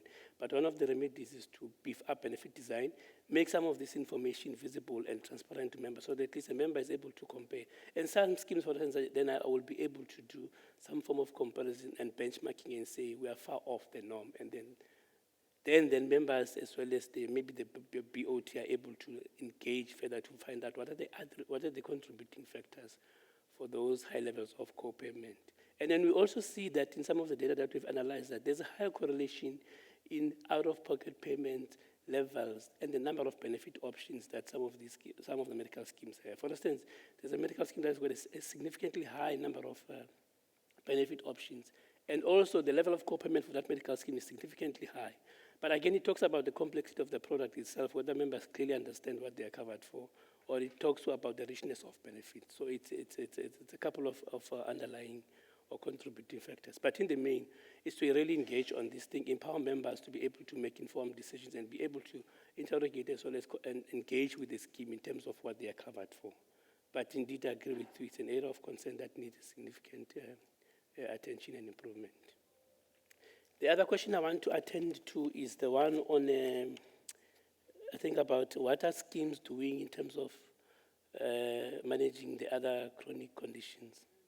So, in the main, again, it resides with the BOT because to ensure that when they contract with medical schemes, they contract with the benefit of the member. To ensure that some of these clinical outcomes are measured, they are monitored, and then somebody is able to identify gaps to see where are the problematic areas. For instance, a typical example, it should be easy for a medical scheme to be able to say, these are the top 10 costly conditions, and these are the attributes for those top 10 conditions. And it should be easy for the medical schemes to say, these are the top 10 clients or beneficiaries who've got high level of chronicity, and the complexity for these patients is significantly high, so that at least we are able to manage these. So that at least we are able to manage those beneficiaries. But the gap that we see in the sector is registrations to chronic conditions. Because if you register some of the beneficiaries in the chronic conditions, then we are able to know who they are. And it's also very important from the funding perspective to be able to plan the pool of funds so that at least we are able to manage them and to manage them better. So one of the issues that we pick up is the fact that a lot of the beneficiaries are not necessarily enrolled in the disease management program for better and proper monitoring. But some schemes do, for instance, engage in other, using obviously analytics and other means. They pick up that you use a medicine that is linked to a chronic condition. They will send you a text and ask you, it looks like you've claimed for a medicine, for a medicine that's related to a specific chronic conditions. And we see that you are not registered in the chronic disease management program, then maybe that will be opportunity to enroll you in the condition, to enroll you in the program, so that at least they're able to manage the patient better and monitor, so that at least we're able to control the complexity there. So in the main, it's better contracting, but the other one is about really informing the members as well as educating them on how to manage some of these conditions properly. Recently, we conducted a study now. It was a patient satisfaction survey where we enrolled about close to 4,000 members of medical schemes who've got that specific condition. One of the key findings there was that there's a lack of communicating, educating the members about the condition. And then to tell them that this is how the condition basically is managed. This is the number of screening tests that you need to do per year to clearly monitor that. So that is a management of the chronic conditions. But you can only do that if you are able to, if you enroll those patients in the disease management program. Remember, a disease management program, it's a program that the medical schemes contract with the MCO or third party. So to ensure that there's value add, those are some of the key KPIs you look at to say, are you enrolling people in this disease management program? Are you managing them better? So it will be the responsibility of the scheme to monitor closely to ensure that members at the end are able to get value for money. So that's one of the areas that it's just that we didn't report it I didn't cover it in the presentation, but we have it in the report as well as the annexures for all the 26 CDLs to basically indicate what is the coverage, what are some of the screening tests that are actually taken, and then how does it improve over time. But the answer to your question is better management of care through some of the MCOs.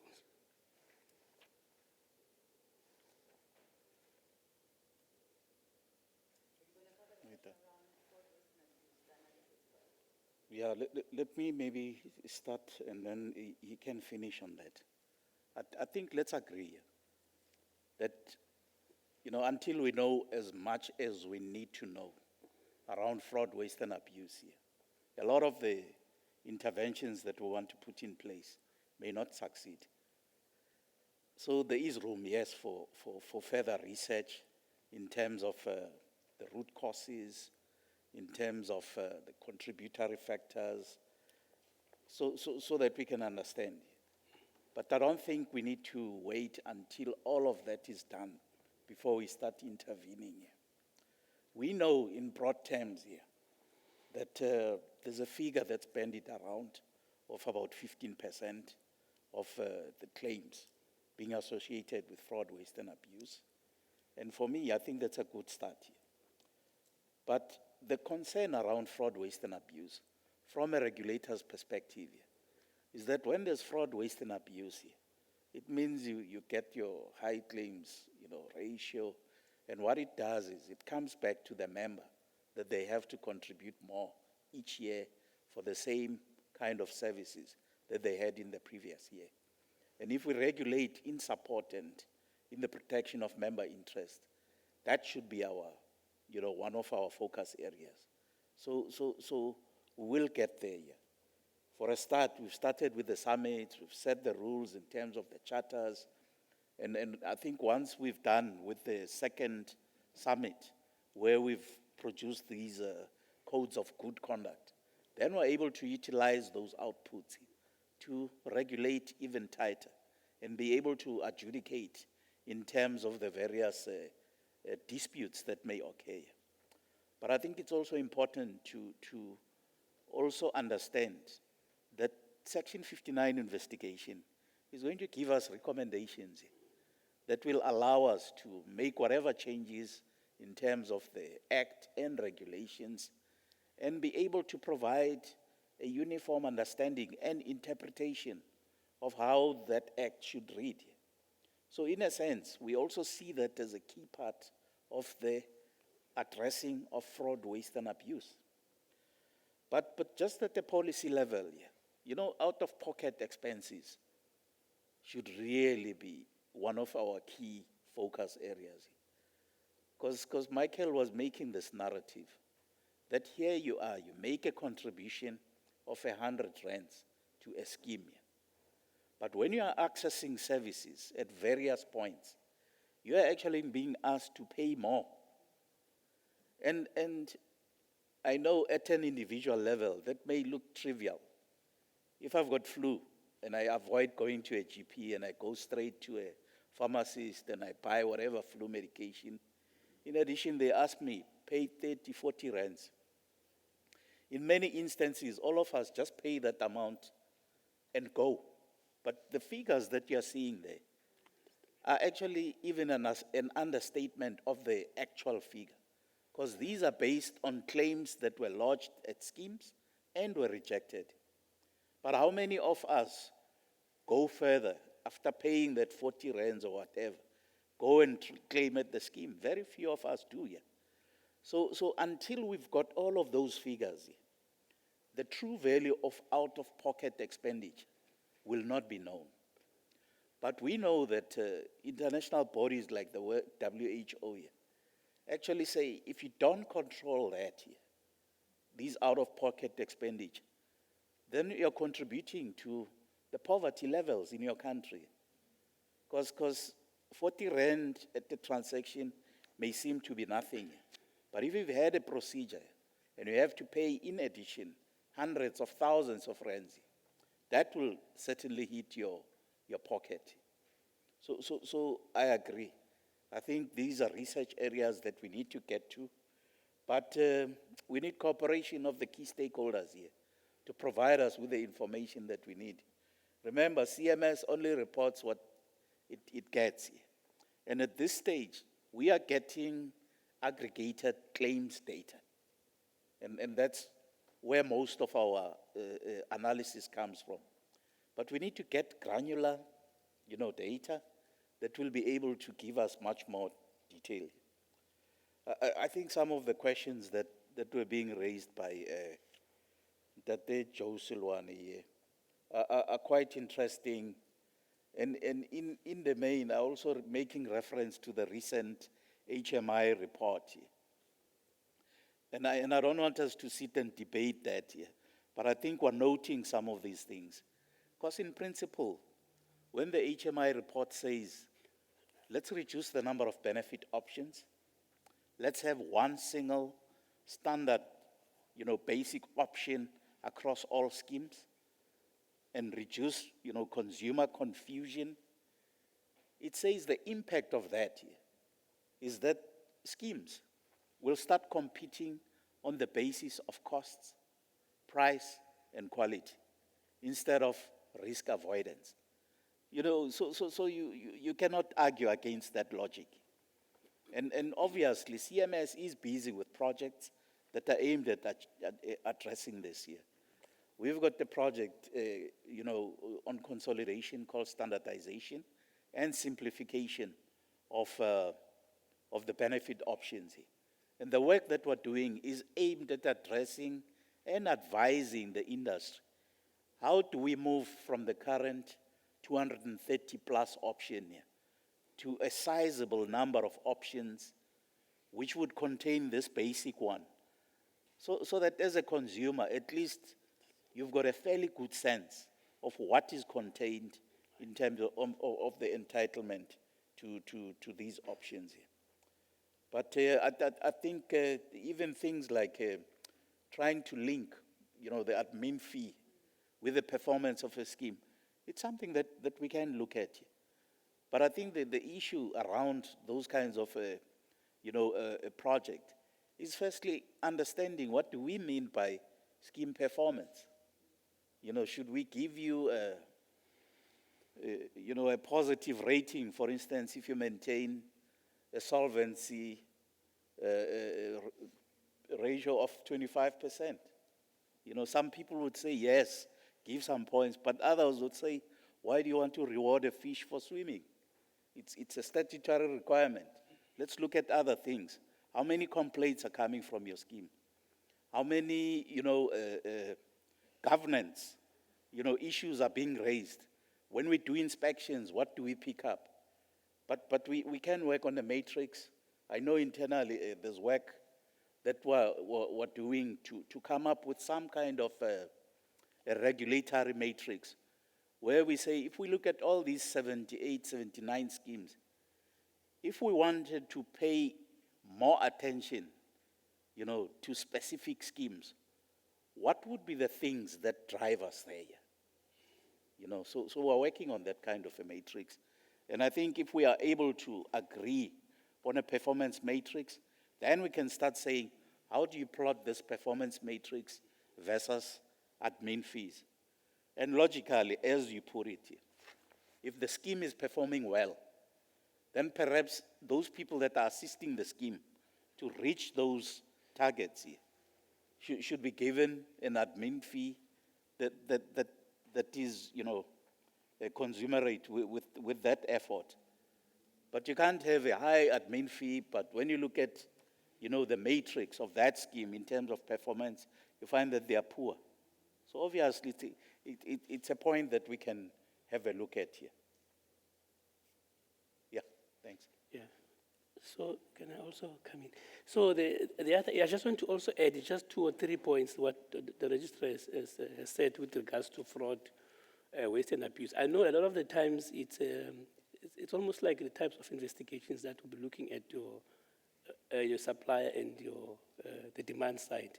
But I think there is an opportunity in also looking at the supply chain, because I believe there's a lot of it there with regards to, especially with regards to fraud as well as waste, So a closer look at that element of that is now, I'm talking about third-party contracting as well, to see the whole value chain, the whole supply chain process is to be analyzed for that, to see how much can be sifted out at that level. That is the first thing in the main.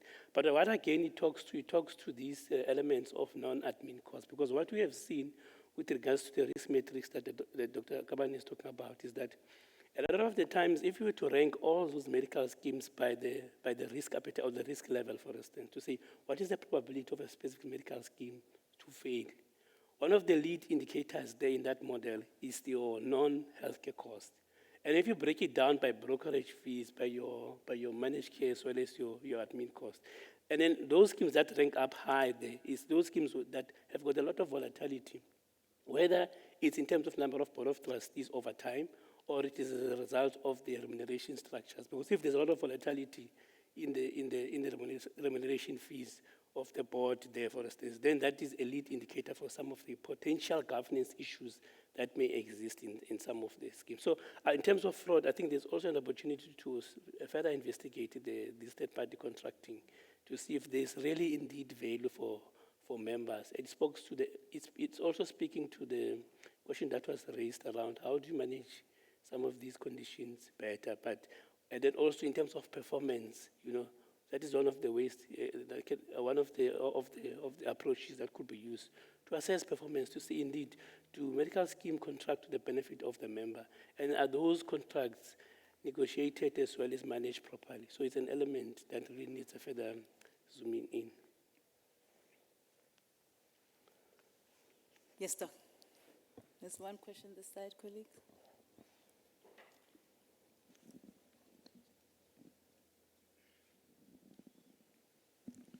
Hi, thank you. My name is Ali from the Board of Healthcare Funders.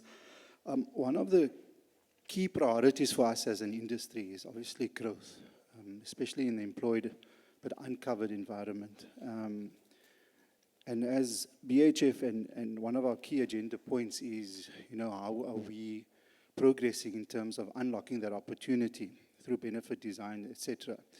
But the low-cost benefit options and the PMB reviews is quite key and important aspects of allowing or facilitating that growth in that uncovered but employed market. And if we could maybe just get a sense, with all the happenings currently, the Health Market Inquiry, Medical Schemes Amendment Bill that will become relevant, the NHI Bill, how is the Council aiming to address progress with the low-cost benefit options and the PMB review?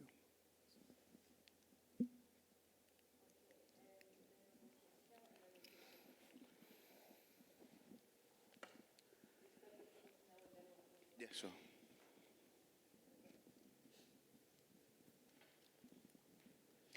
Thank you. My name is Neo Hauwe. I am the Principal Officer of PolMed.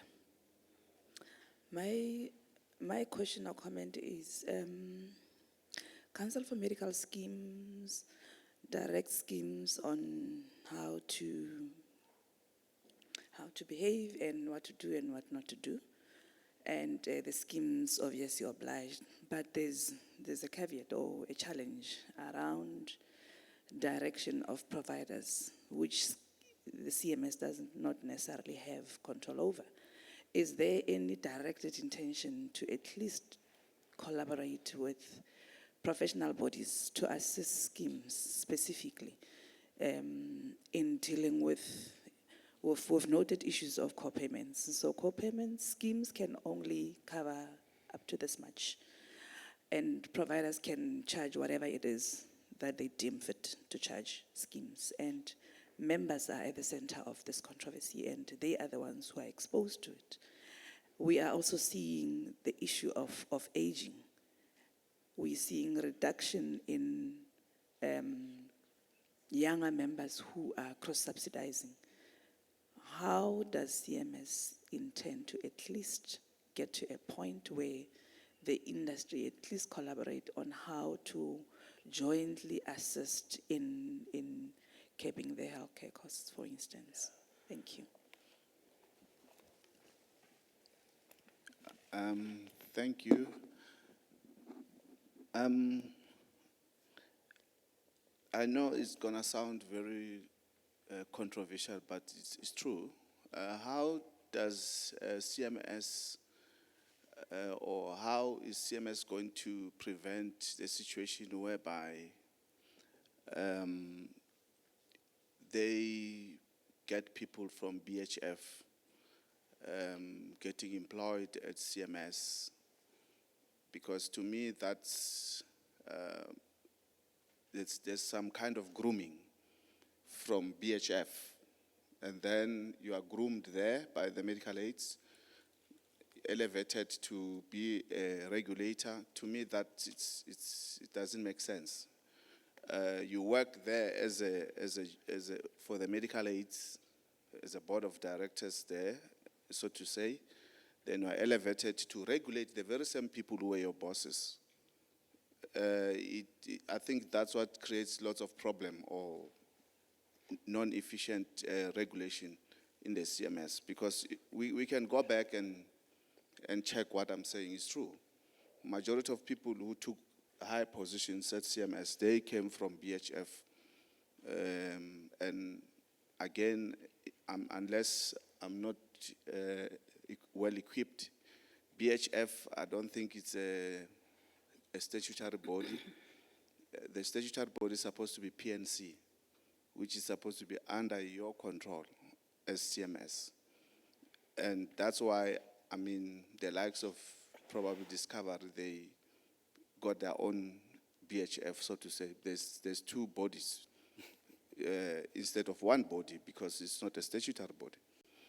So how are you, as Council for Medical Scheme, correct such anomalies? Because I think in that space that you guys are operating as a council, there's too much loopholes. And hence this confusion, which actually always comes out, and we are scared to face the elephant in the room and just tiptoe around it most of the time. But I think some of these things, it's self-made. If we were to robustly address them, they will disappear. And again, I attended one meeting recently about NHI. I feel we are not addressing the health issues of our country, in truth, because according to the World Health Organization, we're supposed to be spending 5% of our GDP on health. We're spending 8.7.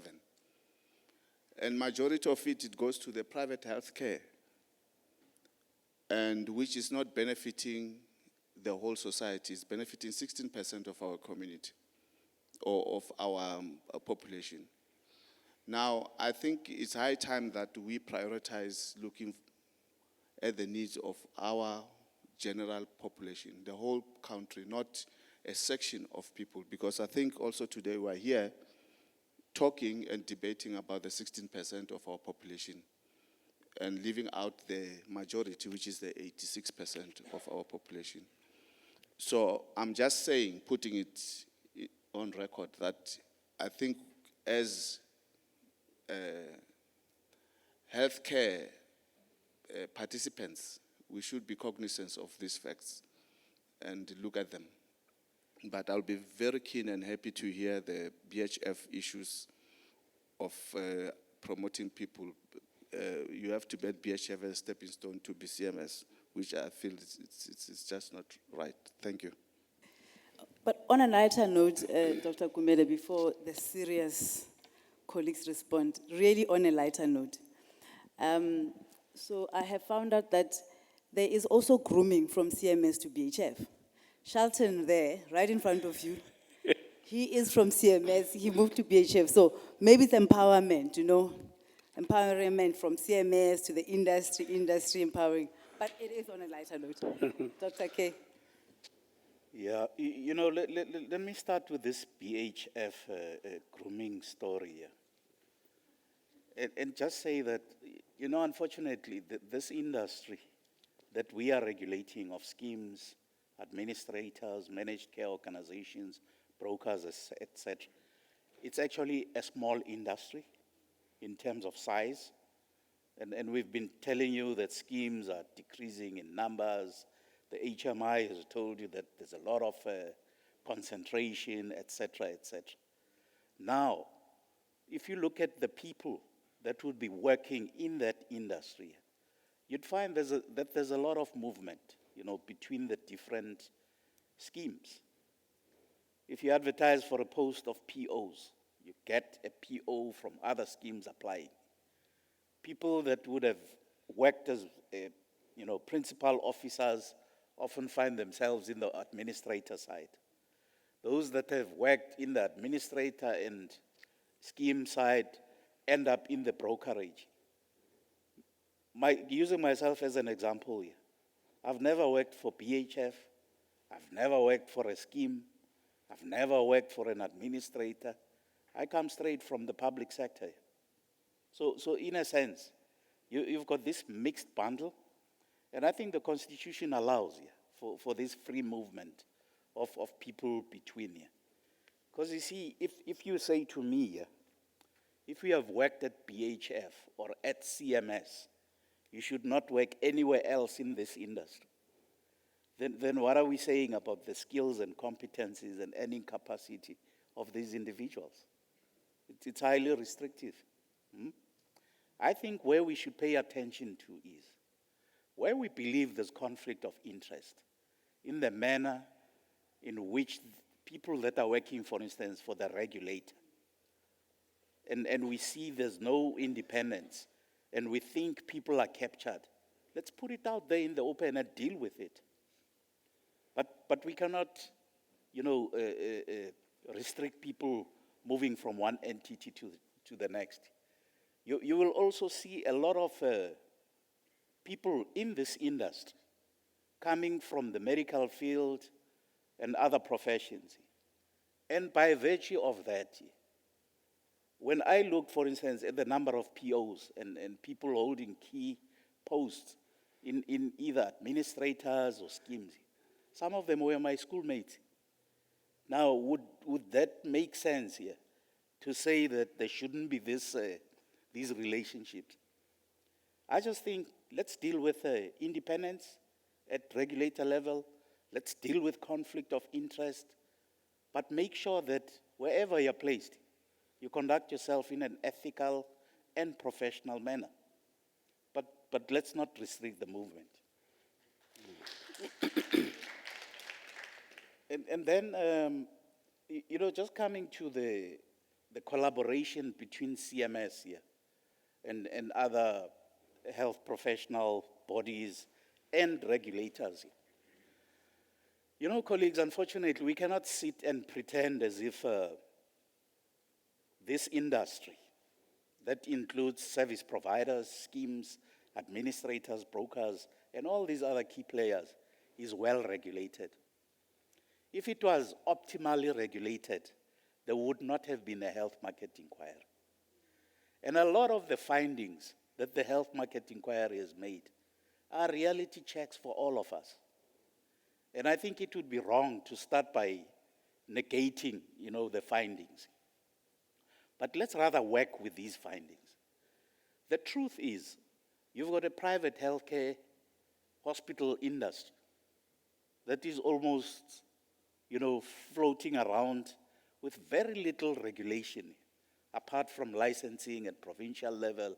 And even there's no consistency across the provinces, etc. So my own view here is it's important for the regulatory bodies, even before you establish your supply side regulator, to just see what kind of collaboration can happen between the existing regulators to try and close these gaps here. Because to say we're going to wait until supply side regulator is implemented, a lot of damage is happening. If, for instance, you get CMS collaborating with the health professional councils of South Africa, and they sit around and talk around coding abuse and agree on how, disputes around coding can be adjudicated, it will make a huge impact. Because a lot of what we are calling fraud, what we're also saying is abuse, is emanating from these inconsistencies in the interpretation of the various coding systems. So CMS, I think in the next few months, is hoping to establish this coding advisory body that will bring all these parties together in the same way that we did when we started with the fraud, waste, and abuse here. The big issues around the NHI here. The NHI will not be successfully implemented if by the time that is right for it to be implemented, it finds chaos in this privately funded space. So I think the biggest contribution that this industry can make towards the implementation of the NHI is firstly to make sure that the members of schemes that are currently belonging to the schemes are actually served well. If it is possible, we need to grow these numbers when the economy allows, but we need to make sure here that all the deficits and problems that have been articulated by different parties, whether it's in options that are understandable or that are too many, let us correct those things. Because one of the impressive conclusions that the HMI has made, they have said here, if NHI finds a well-regulated, competitive industry, then it's likely to succeed. Because if NHI is going to be contracting with administrators, with private hospitals, with service providers, and there's no regulation and no competition, then we're back to square A. So I think it's important to get these collaborations between the key people. But yes, it may appear as if we're just focusing on the 16%. But we have said in other forums, and we've affirmed our support for universal health coverage. But you see, today we're just gathered here because we're here to talk about the annual report here. And then in terms of the low-cost benefit option here, I think the pronouncement by CMS on this specific item is long overdue. So you need to watch the space here. And this is not just an empty promise here, because we have in the past issued a position paper, and we've asked the industry to comment. We've received those comments. We've done further analysis. But let me just warn everybody here that when we make our pronouncement around the LCBO, or this low-cost benefit option, we cannot, ignore the social and policy developments. What the HMI is saying, we're going to have to say, okay, how does it impact on the LCBO? The NHI bill, all its pronouncements, how does it impact on the LCBO? The intentions on the health summit and its compact, what impact does it have on the LCBO? The medical schemes amendment bill, how is that going to impact on the LCBO? The future role of CMS and the industry, how does it impact on the LCBO? So it will be a comprehensive analysis.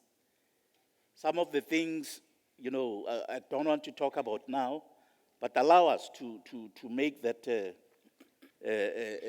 pronouncement in the next few weeks, and then we can have this debate here. Because there are two extremes, really. It's either we say overwhelming yes to this LCBO or no. And if we say no, what are the alternatives? But there could indeed be other options between those two extremes.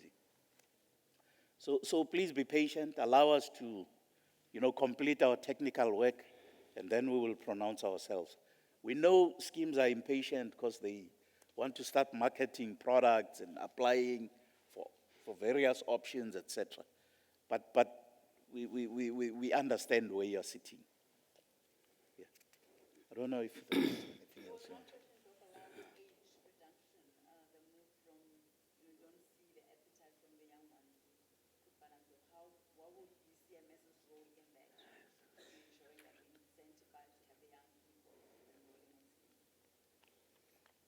Yeah, that's actually part of the discussion around the LCBO here. When some people talk about this low-cost benefit option, they talk about people that are earning a certain income who cannot afford the current options that are there in the market, but are also not interested in accessing services from the public sector. And they are looking for a product that would provide some basic cover, all right? Now you've seen the slide that Michael presented that show it's almost like a skewed M. It actually shows that somewhere between 18 and 24, there's a dip in terms of scheme membership. And these are the people that have just completed their studies or are at university or some, tertiary institution, and either have just started a job or are in between jobs. Now, if you design a product that is aimed at those individuals, you need to take those dynamics into consideration. He has already said that the annual increases are around 8-9%. We know that the salary increases are not going that far. In fact, some areas there's wage freeze, etc. So a lot of people are finding it difficult, despite the need for a scheme or to belong to a scheme. It's just not affordable. In fact, some of the patterns that we've seen recently is that while some of the principal members retain their membership to schemes, what they do is to shed the dependents, And these are some of the early contributors to this fraud, waste, and abuse. Because a person may have 3 or 4 dependents and paying 10,000 rands, and they decide, let me shed 3 of these dependents, but they'll still make them go and use my card, through some fraudulent activities. The bottom line is the rate at which contributions are increasing and are not being matched by CPI and a growing economy that is creating jobs is a recipe for those people to remain where they are. We may call it anti-selection or whatever it is, but the reality is those that could afford in the previous years are saying we can't now. And the new ones are saying, let me maybe wait a bit longer before I join a scheme. How do we go in there and influence? It's not really the job of CMS, but it's the homework that schemes and administrators need to work on here if they want to sustain the industry by increasing the numbers.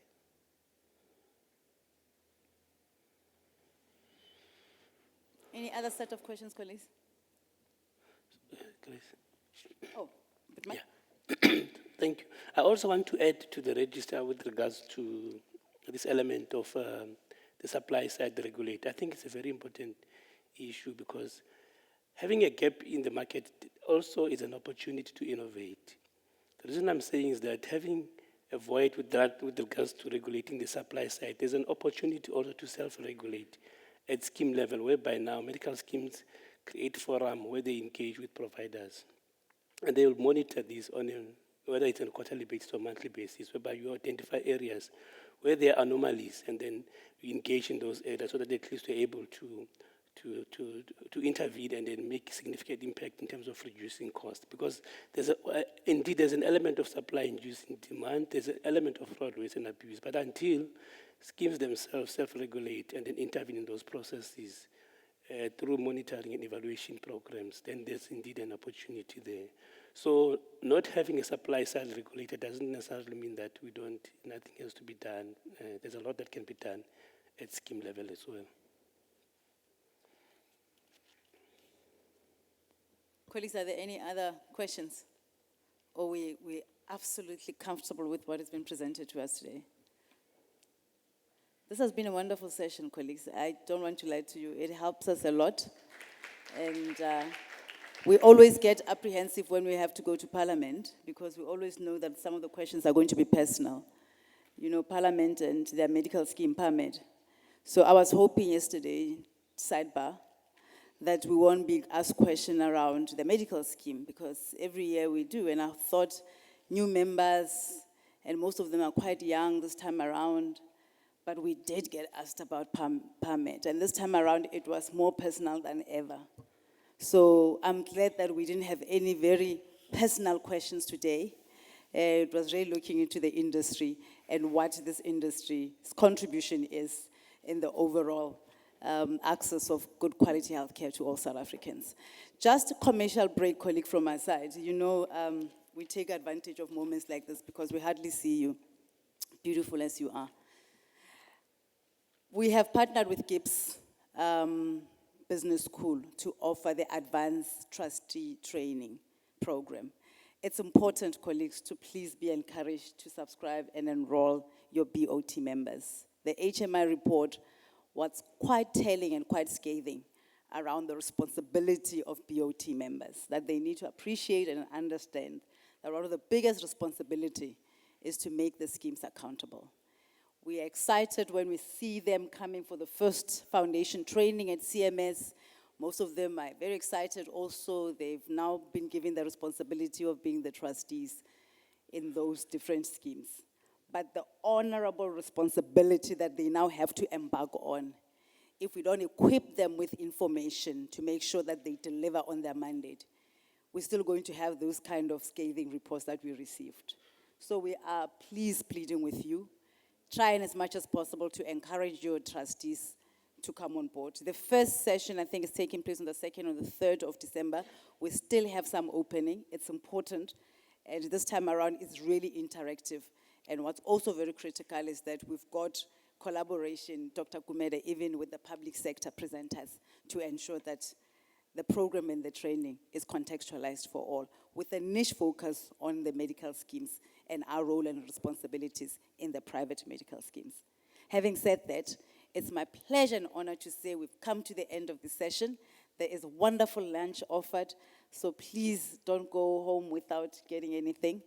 The CEO will say it's wasteful expenditure if we don't, and that's your member fees, ne? Your contributions. So please, colleagues, join us for lunch. Thank you.